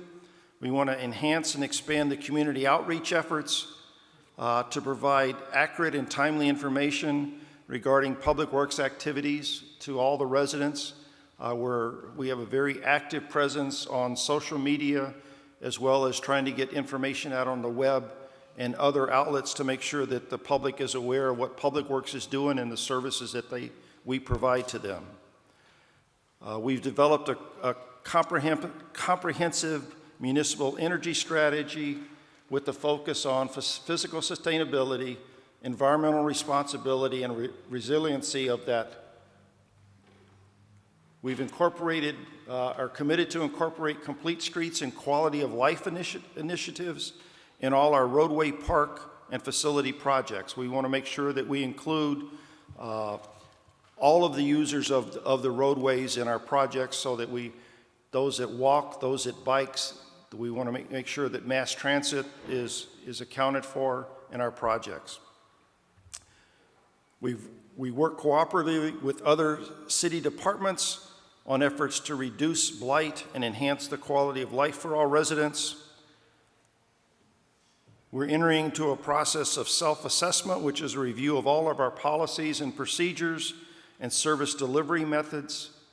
With that, we'll also undergo a peer review by other public works professionals to measure and benchmark and identify areas of potential performance improvements and technology improvement, as well as document the things that we do very well. And we also are committed to completing the Hartford tree inventory and begin implementing the initiatives in the City of Hartford tree plan that will be coming to the City Council shortly. In the budget that is put forward for your adoption, there would be just under $1.5 million increase in operational funding, a 10% funding in Public Works. Again, that's 12 new positions, as well as some commitment to funding some key areas that we are low in funding and over the years. We have this year several grants, and again, those are capital improvement program grants. So for projects that we've gone under design, but that we'll be accepting the grants and going to construction on those projects this year. A 250 or 260% increase in our project work under grants.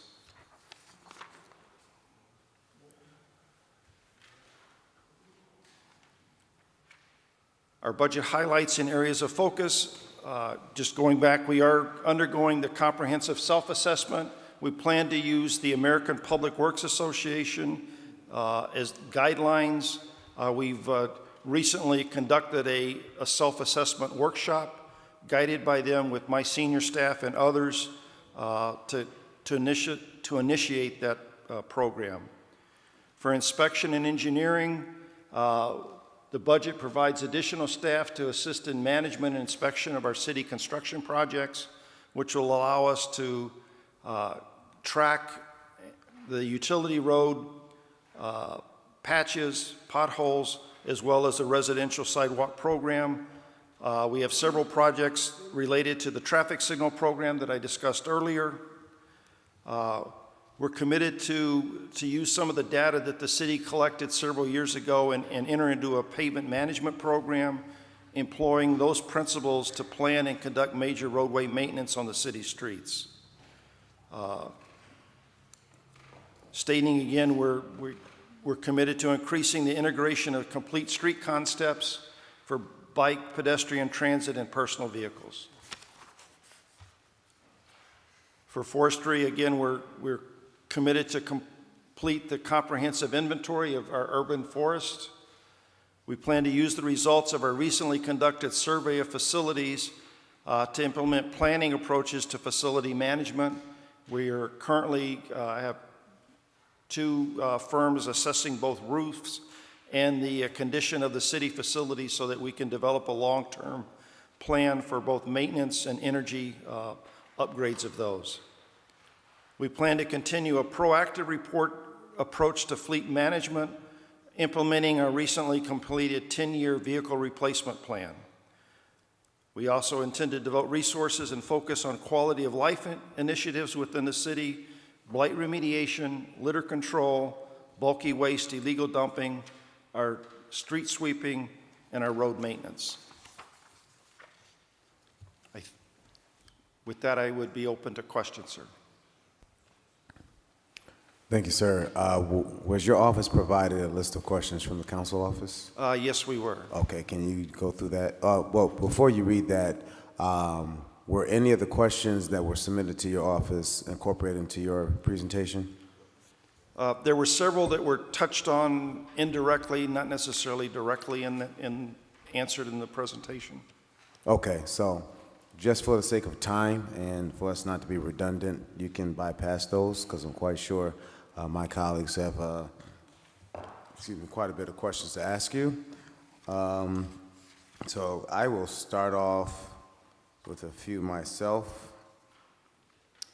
Could you, one, go back and list the number of positions that you have available in this recommended budget? You said there are 12. In the new budget, there's proposed 12 new positions within the department. 4 of those would be in the facilities division.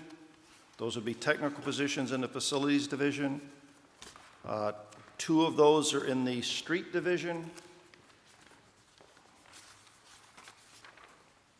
2 of those are in the engineering division. That would be related to our inspection efforts.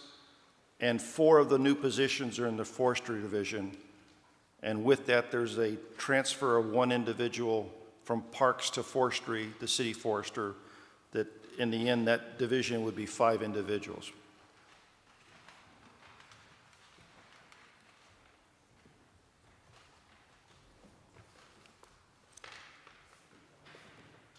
Okay.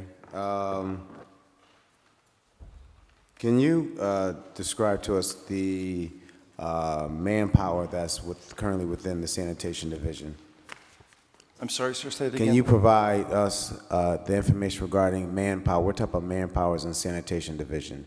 And do you have plans to provide more resources and supports within this budget? Within this budget, there's no change within the solid waste sanitation division. What's the total employee count within solid waste and sanitation? Sorry. Go ahead. Yeah. Under the current budget, there's 49 staff in that division. And that's remaining flat? As the budget is presented, we're discussing whether we're going to make 1 internal transfer within the year. That's a discussion that we have, putting potentially 1 more resource into that division.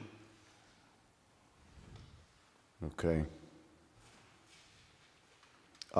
Within this budget, is there any opportunities for promotion across the board within Public Works? There are opportunities for promotion as vacancies occur. With some recent personnel actions, we actually have 4 upcoming positions, maintainer 3 positions and 1 maintainer 2 position, so that those maintainer 3 positions would be potential advancement opportunities for current staff. What about the lower level? The maintainer 2 is actually the entrance level of the department. Okay. How many vacancies currently? We're in the process of filling the superintendent of parks. I'm currently redescribing the city architect position, and then we have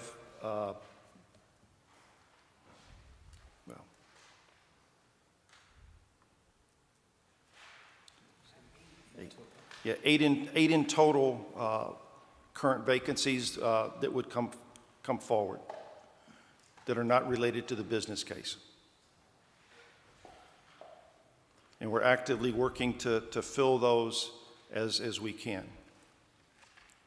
In what departments are those vacancies? The current vacancies are the city architect, Public Works Superintendent and Parks, a maintainer 1, a maintainer 2, 3 maintainer 3s, and a Public Works team leader.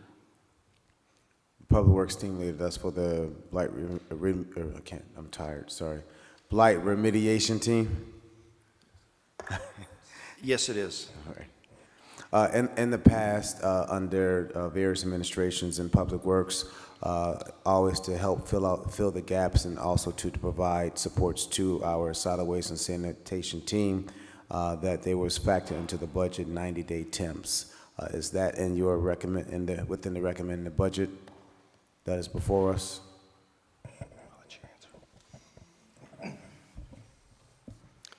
Councilman, we are currently exploring the possibility of bringing on more seasonal employees. We did that last summer and last fall in the Parks Department. We're again, right now, looking again at Parks if we need more staff there.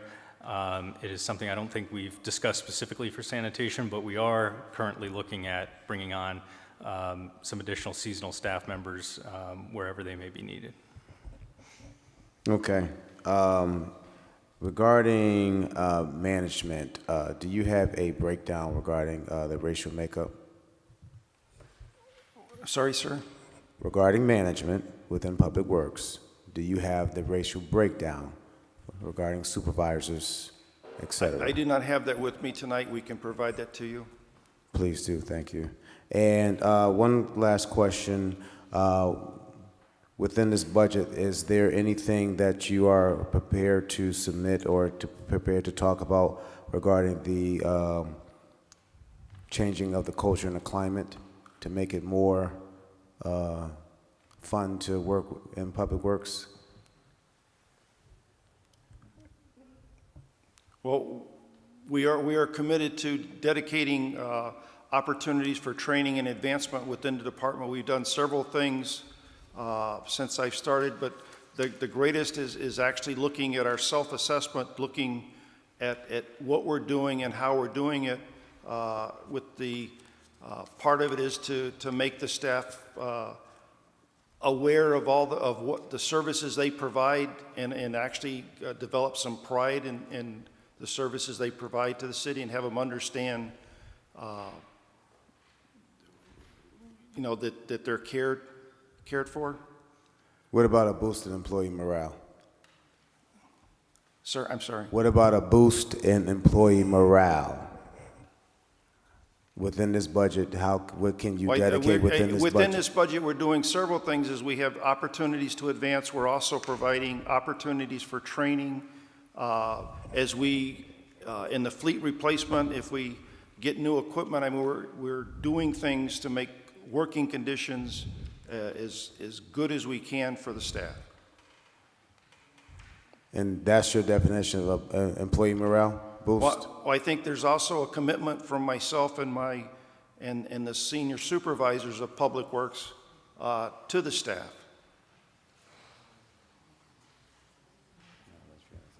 All right, thank you very much, and I will turn it over to, I got everybody raising their hands. First is Councilwoman Winch, and then I'll bring it over to Councilman Deutsch. Oh, well, I hardly know where to begin. I'm still on the morale question. So is there something in the budget other than work environment that will help improve the morale of the personnel at DPW?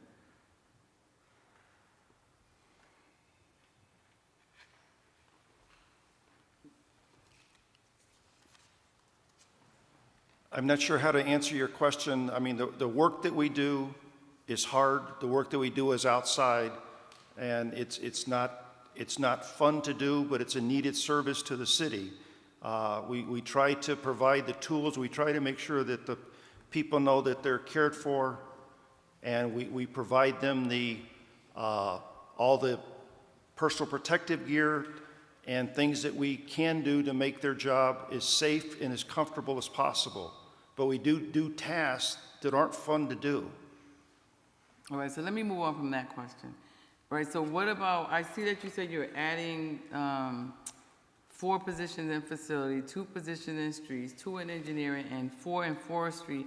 Are any of those positions upward mobility for individuals who are currently employed at DPW?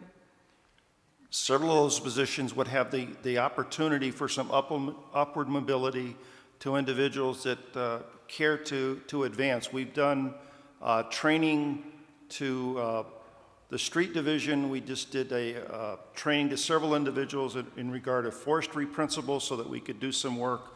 We've also, where we can, provide training in jobs and skills within the street division, within solid waste to advance people. We do provide the opportunities that are available.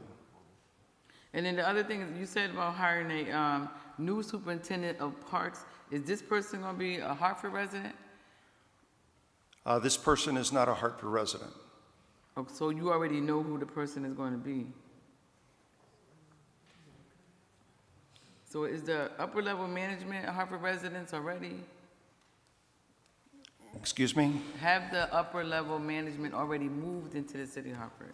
I am a resident of the city of Hartford, and my deputy is moving into the city. Okay. And what is the salary of this new superintendent of parks? It's just over $94,000 a year. I don't have the specific figure. Okay, and what is that superintendent going to be doing that your current superintendent does not already do? The current position is vacant because the superintendent left to go to the city of East Hartford. So what does Mr. Maxwell do? Excuse me? What does Mr. Maxwell do? Vern, he's sitting right behind you. Oh, excuse me, I'm sorry. Matthews. I said Maxwell. His last name is Matthews. What does Mr. Matthews do? Because Matthews, I thought he was the superintendent. That's why I'm confused. I'm sorry, Matthews. What does Mr. Matthews do? I thought he was the superintendent.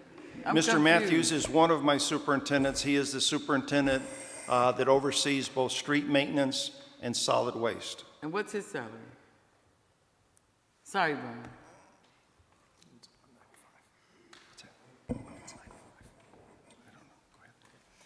It better not be less than 94. If it is, don't even say what it is. If it's less than 94, don't say it. No, it is, Councilwoman, it is not. It is, Okay. it is, I believe, over 95,000. Okay, all right, good. All right, so then you also talked about maintainer positions.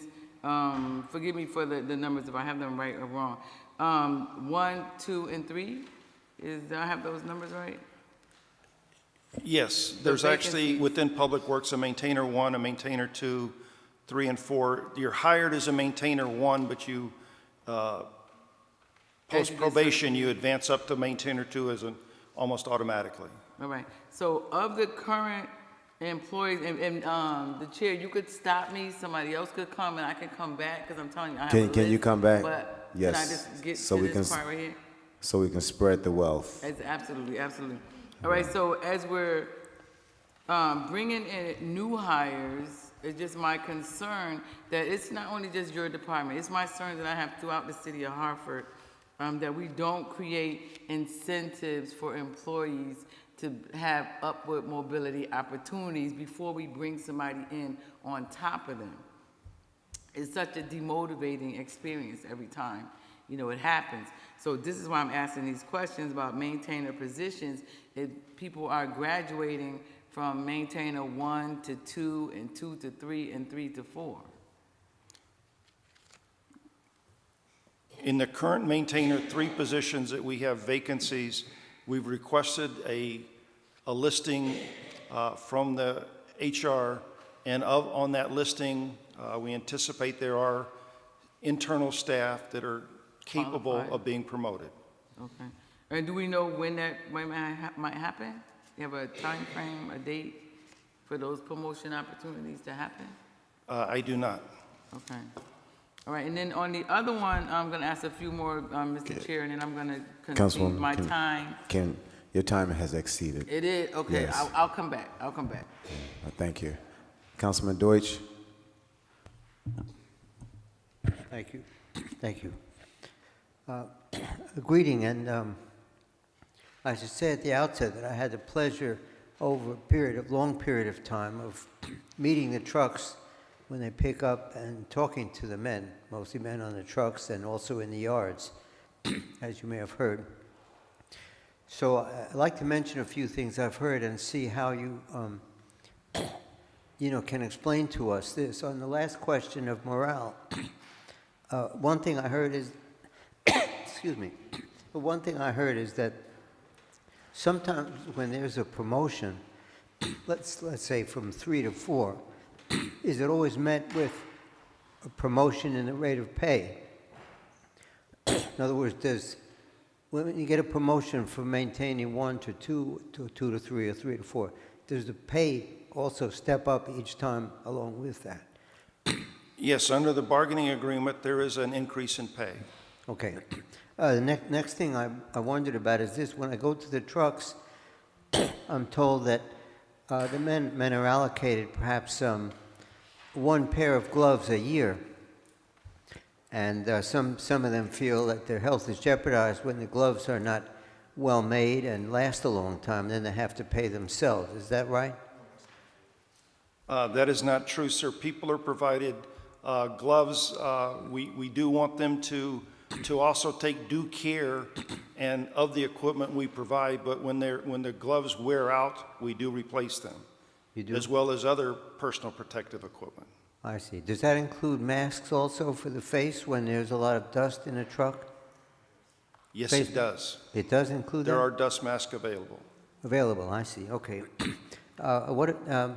Some people said that there are some disparities in the pay rates between, let's say, those who maintain the fire trucks and those who maintain the sanitation trucks, which of course are a lot dirtier and more hazardous than a clean fire engine. Can you tell me why mechanics in the heavy equipment section of sanitation receive less than the mechanics on fire trucks? They're in 2 different bargaining units, sir.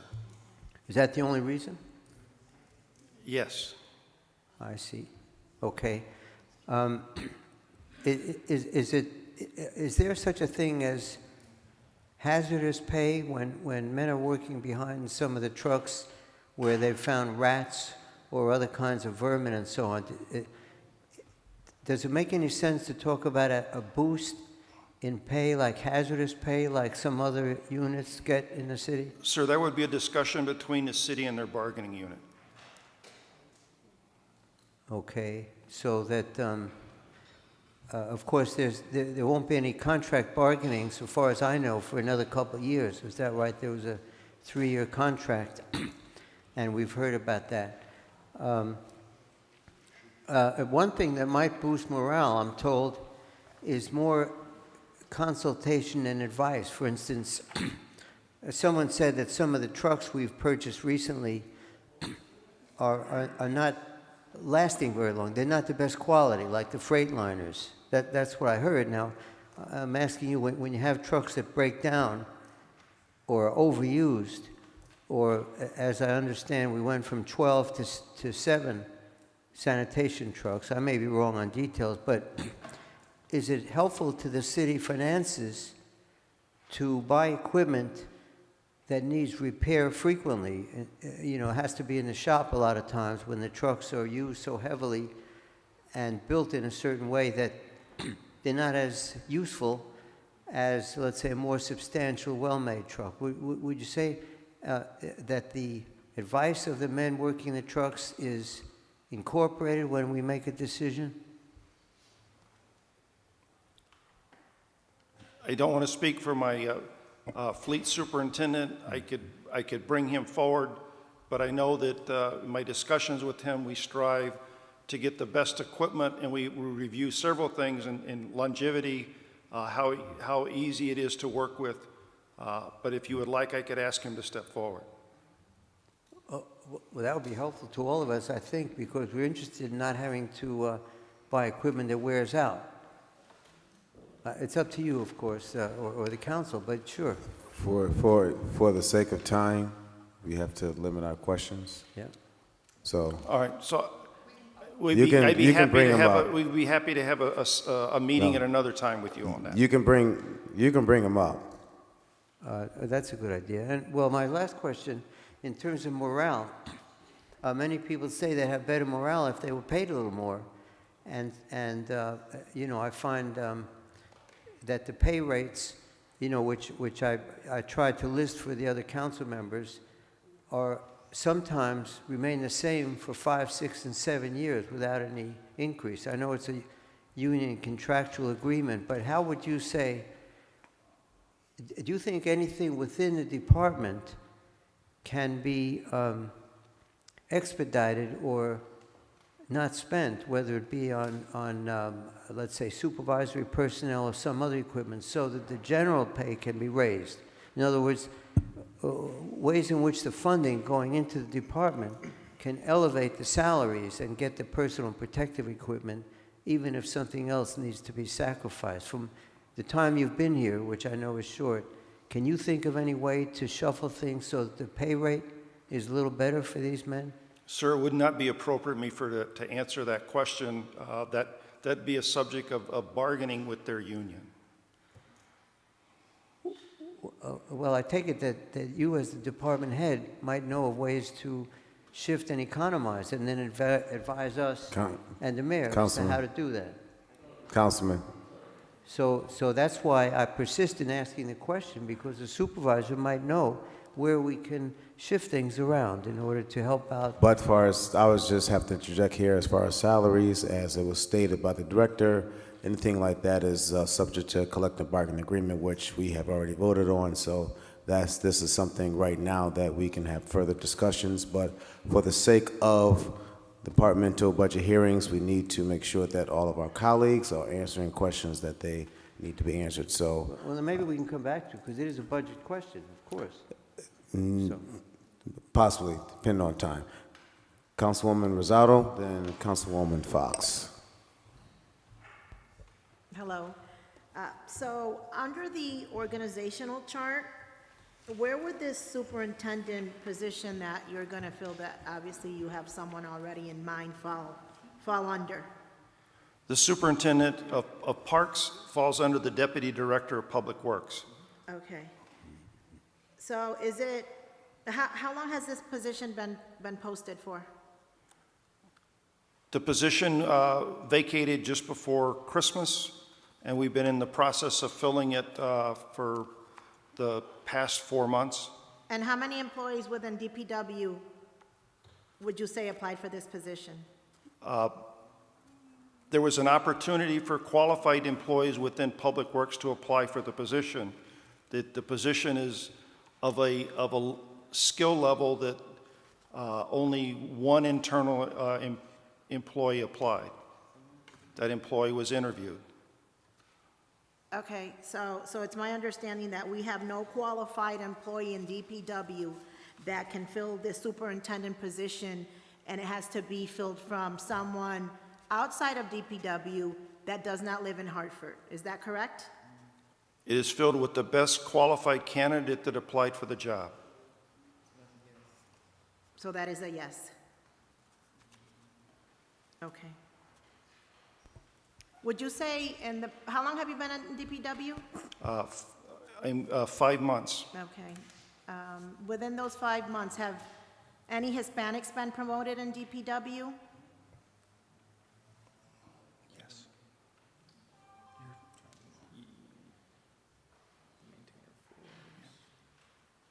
So I'm gonna yield to my colleagues, but would you be able to give me a report in the last 2 years, how many promotions have been done within DPW, promoting employees within? We will provide that. Thank you. Councilwoman Fox. Yeah, I mean, I don't mean to beat the same drum that everyone has been beating so far up here, but my question is around demographics and just what it looks like for management. And so along the same lines of what Councilman Clark asked, I would love to see the racial breakdown of management in DPW. And I would also love to see the demographic breakdown in terms of where folks live. So how many folks that are in management actually live in Hartford versus how many folks that don't live in Hartford. So I know you don't have that information on you right now, but I'm just emphasizing that I want to see that, those statistics. And so, yeah, I think that's the only thing that I want to emphasize, is that it's sounding like morale, the connection between morale, promotions, pay rates, all of that is really interconnected here.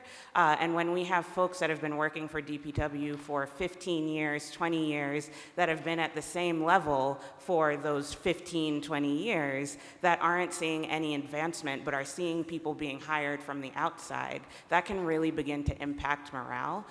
So I implore folks, as we begin to look at these hirings and filling these positions and organizational charts, to really take a deeper assessment of the folks that you have on staff that have been committed to Hartford, that are Hartford residents, that know our cities inside and out, that have certifications, that have the paper to back up the experience, before we go and write them off and say they're not qualified. Council President.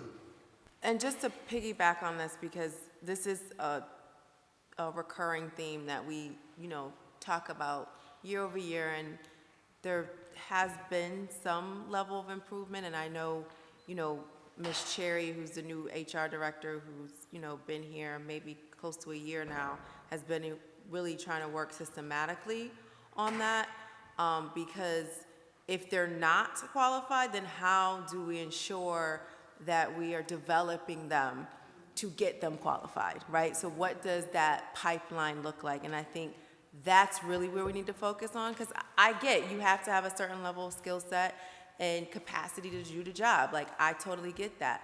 But how are we investing in our employees, on our Hartford residents, to ensure that they are ready to slide into those slots? That's the conversation that I want to have and the investments that I want to see.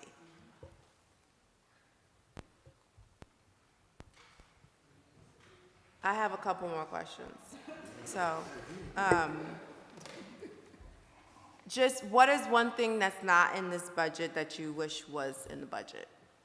Anything specifically that didn't make it that you feel strongly about?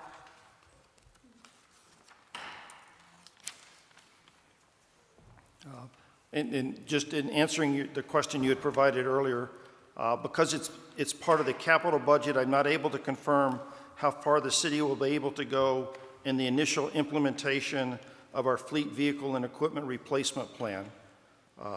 We developed and submitted a normalized 10-year plan to address the vehicle and equipment needs of the Public Works Department, as well as the departments that we support. That is the one thing that's not specifically in this budget that I feel that I need, is that commitment to the fleet and vehicle replacements. And what are some policy recommendations that you have for council that could help you do your job more effectively, or DPW more effectively? Right now, managing the city's solid waste, rubbish, and recycling program to ensure we meet ever stringent regulatory requirements and the volatile recycling market conditions continues to be a challenge for us. Our mirror contract for recycling expires at the end of the upcoming fiscal years, and Connecticut Deep is increasing mandates to remove materials from the waste stream. Locally, we need to address and restrict the use of plastic bags as a solid waste, and we need to address the litter and them as a litter issue. Our simple recycling, textile recycling program we hope to implement and launch in June is one step in the right direction. And my staff and I need to work with you as the council to find other initiatives to expand, reduce, reuse, and recycle principles. But solid waste is the greatest challenge that we have over the next year. Thank you.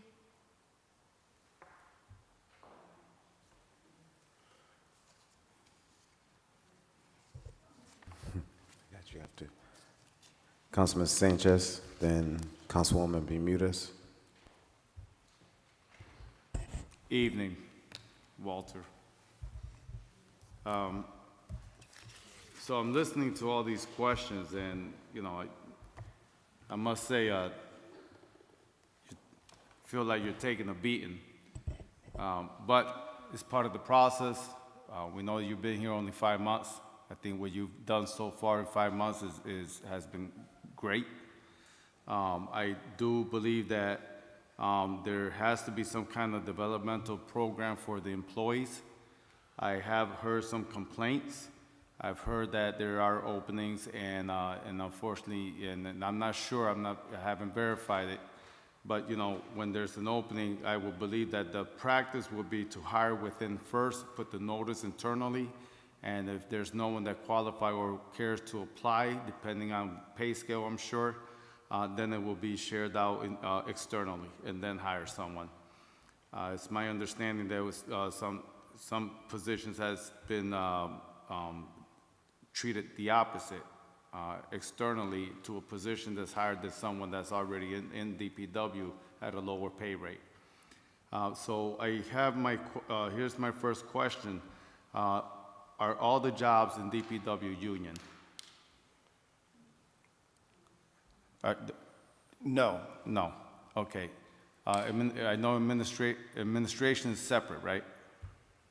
So the only non-union positions are within administration. Okay, so, but the rest is union. Now, the hiring practice versus the internal transfers and promotions, am I correct? Is it the opposite? Is it hire first? Or do you do internal promotions? We try to advance people from internal, and we try to do internal transfers between divisions when we have people that have the skill set, and we can do that. Okay, and then now so we have facility, engineering, traffic, street services, equipment services. Are they all in certain tiers where one it has a higher pace, a separate pay scale versus another? Or are they? Some of the divisions are more professional in nature. Others are a combination of technical and more labor. Okay. So the more labor, I would assume it has a lower pay scale than the more technical, correct? That's correct, sir. Okay. So then if I was a laborer and I wanted to apply for technical, then I should have that opportunity to at least get an interview for that position before someone from the outside come in and land it and get that position. And I can't answer that. I mean, there's several factors, and I'd be happy to talk with you and HR together. Sure. All right, so, and HR has a part to do with this hiring as well, besides the union contract? Okay. So we need to, when HR comes here, we need to ask Ms. Charisse that question. I want to go back to the LED street lamps. Do we have the figure on what savings the city's going to have by switching over to LED, and what kind of agreement we have with Eversource?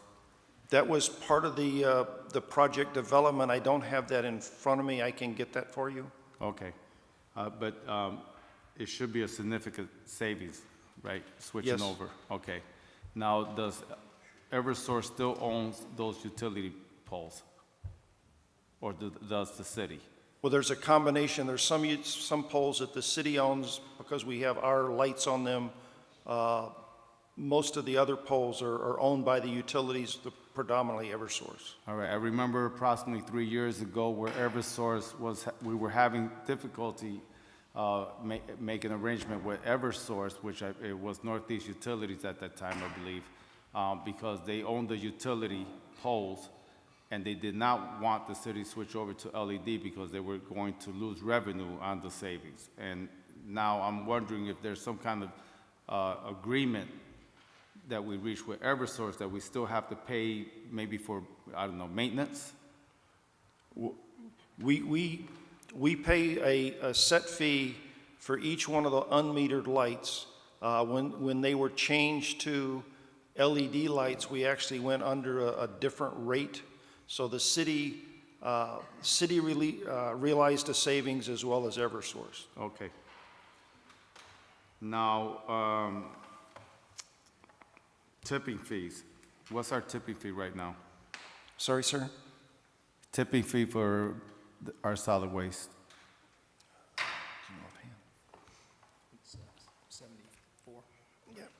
$74 a ton. And what's the increase that they're suggesting? There's two increases. I don't remember them off the top of my head. I can get that to you because it's part of some of my budget notes, but I don't have it here tonight. Okay, does $84 sound familiar to you? An increase of $10 per ton? I think it's just under that, but I don't want to commit. Okay, you'll send that to me. Yes, sir. Okay, thank you. And then as far as, just, this is my last one, morale. I agree, morale is a big issue, and I think one of the reasons why is of course the pay scale for our mostly laborers in DPW. But I think the other thing is that, and this is including not only, you know, your administration, but also the mayor's administration and council itself. I think what we need to do collectively is to recognize our workers at DPW. They are the backbone of the city when it comes to quality of life. And I don't believe they're being recognized like the HPD is in the fire department. And I think that will help at the very minimum start there, all of us included. I agree with you, sir, and that's part of our initiative in social media. If you follow, we do put out, you know, the workers and the work that they're doing, and they're complimented directly on that. So we are interested in recognizing and making sure that people understand the service that those people provide to the city. I do follow you guys. I have it. Yes, sir. Thank you. Councilwoman Bermudez. Thank you. So on page 3 of your presentation, where you've informed us the new positions that you're requesting for employees, you didn't mention, unless if I missed it, did you mention anything for waste and recycling? Excuse me? Did you mention any new employees for waste and recycling? No. Why is that? Under the proposed budget, there's no increase in positions, and that, as I stated, we're looking at during the next year potentially doing one internal transfer into that division. I asked that question because certainly I do agree with comments from my colleagues that, you know, DPW is the backbone, the same way that we, as residents, we're very concerned about public safety. The main issues that always keep coming up before council are public safety and quality of life issues, and of course, what we see, right? And so what we see in our city, and especially as the weather gets warmer, is a lot of trash, a lot of illegal dumping, a lot of waste. And so I find it strange that there wouldn't be more requests in this specific area in terms of having more employees, new employees. You did mention potentially one, but something certainly to consider as part of this budget. Then on page, let's see.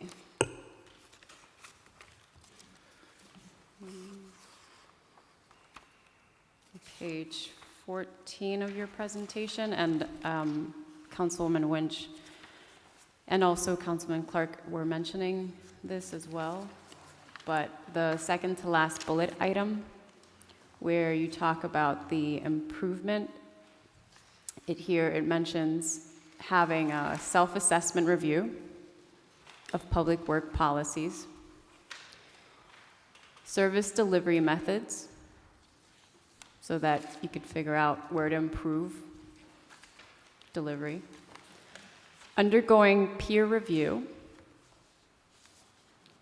benchmarking of performance, and benchmarking of technology improvements. But nowhere in that assessment is there anything related to department culture or looking at worker morale. So I strongly would encourage for that area to certainly be added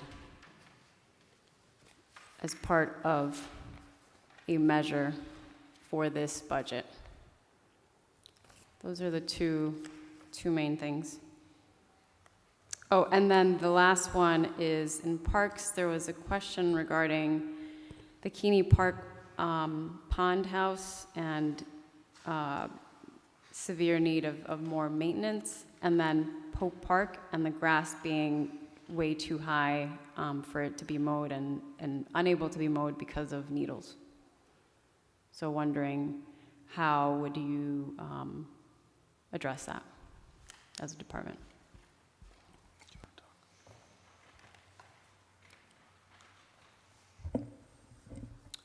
Councilwoman, we have been made aware of the ongoing maintenance and repairs that need to be done at the Keeney Park Pond House. We are working on a plan to get that taken care of. That's been on our radar for a little while now. In terms of Pope Park itself, as is the case in a number of our parks, we do have situations, unfortunately, where we have things like drug paraphernalia that get in the way of our work and actually slow us down in trying to complete our assignments. One of the things we've been struggling with this particular spring is that we've had an extensive amount of rain and has actually made it very difficult to mow with our heavier mowers, as they just tend to sink into the mud. And in some cases, we've had to have them towed out. So on the days like today, when we did get a nice dry spell, we're mowing as aggressively as we can. But litter picking is always something we do prior to mowing to try to avoid situations where we run into drug paraphernalia or just other regular debris and trash that would get in the way of us being able to complete that assignment. All right, thank you.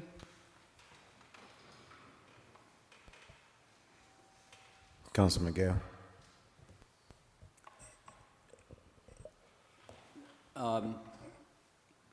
Couple of questions on infrastructure here. In your presentation, there was no mention made of milling and paving, and I see from our budget book that the budget for that is introduced in the capital improvements section, but I assume that's all executed by Public Works. And so while you're here, I'd ask you to just talk a little bit about milling and paving. It looks like there's $3 million.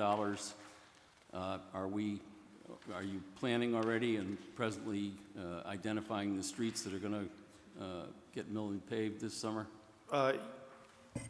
Yes, sir, we have. We've identified streets. We're finalizing a budget.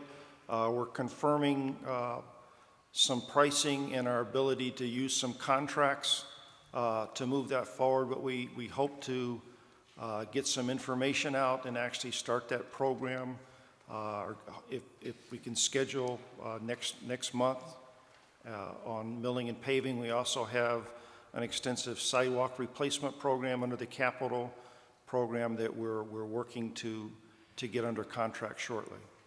Well, glad to hear about the milling and paving, as are most of the residents, I'm sure. So looking forward to that. As for sidewalks, moving away from the sidewalks that are owned by the city and talking about sidewalks that are owned by property owners. I know that's not within our budget to repair. However, we can repair those sidewalks and then assess the cost of it back to the homeowners. And I assume that we would, in order to engage in any kind of a concerted effort, we'd need a little pot of money before money started coming back. And I'm sure we've been very reluctant, but the state of our sidewalks, state of our privately owned sidewalks is pretty poor in large parts of the city.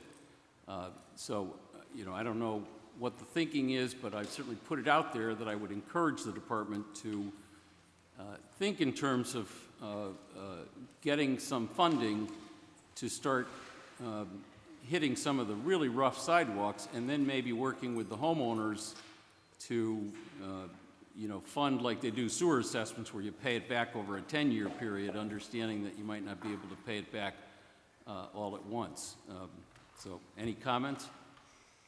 Well, there is money in the capital budget to do both some major sidewalk replacements in some areas that we have whole stretches of sidewalk that are in need of replacement. We also do have funds available, and we address some sidewalk areas under the 311 system where residents have brought in and made us aware of the need for some sidewalk replacement. So that's private sidewalk you're talking about? Yes, sir. Oh, well, glad to hear it. Last question. Are we still looking at doing a roundabout for Albany and North Main? Anybody?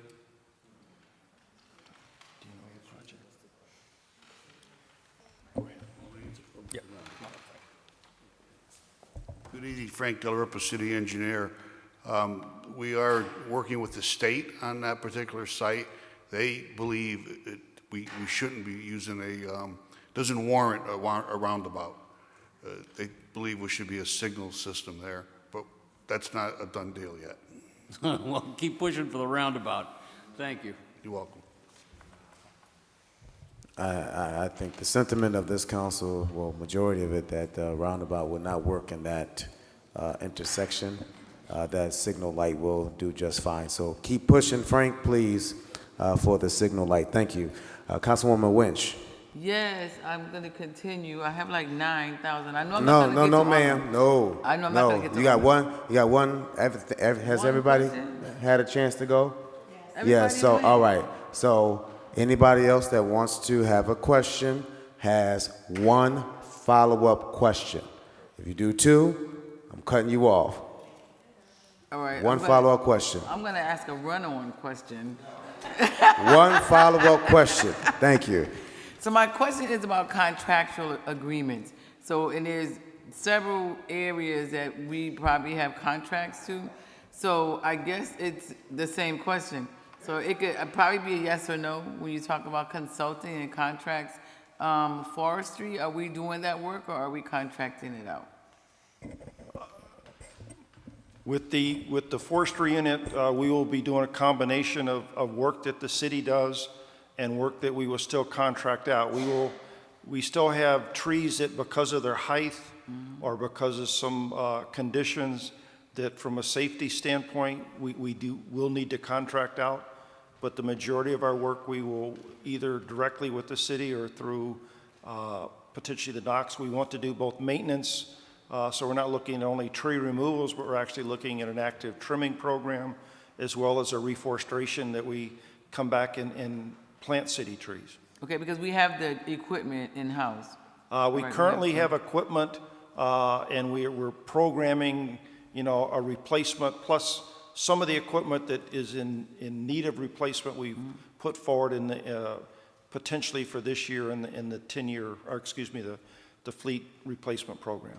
All right, and then one really quick, just yes or no. Councilwoman. I want to ask if we generate revenue. Does DPW generate any revenue through metal, shop metal, recycling? Are we generating any revenue? Well, through materials that are deposited at the transfer station, yes, we, for metals, for the curbside recycling, no. Okay, so you could let me know through getting it through Councilman Clark or the council president, what that revenue stream looks like and where does that money go? Thank you. We will do that. Thank you, sir. Councilman Deutsch, one question. Thank you. My question will be shortened because Councilwoman Winch said it very well already. And without using the word outsourcing, which has been a practice of some administrations to contract out rather than utilize the skills and the equipment right here in the city.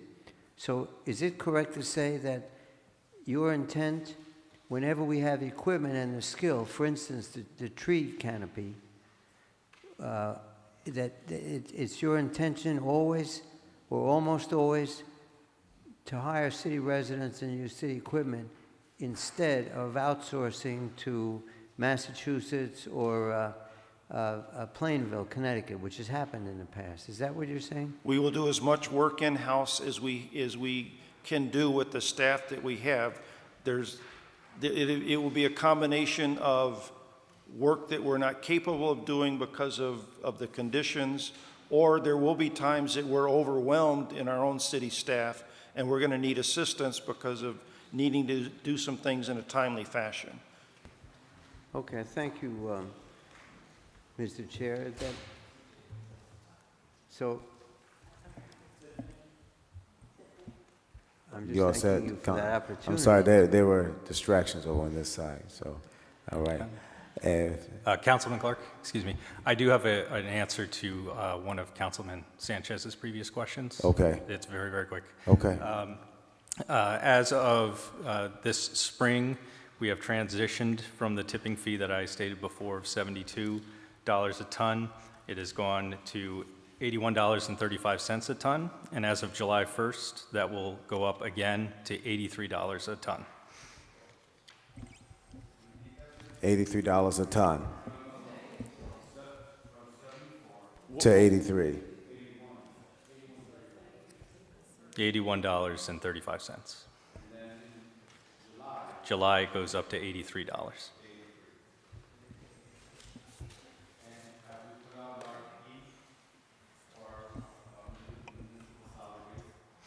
We haven't yet at this time.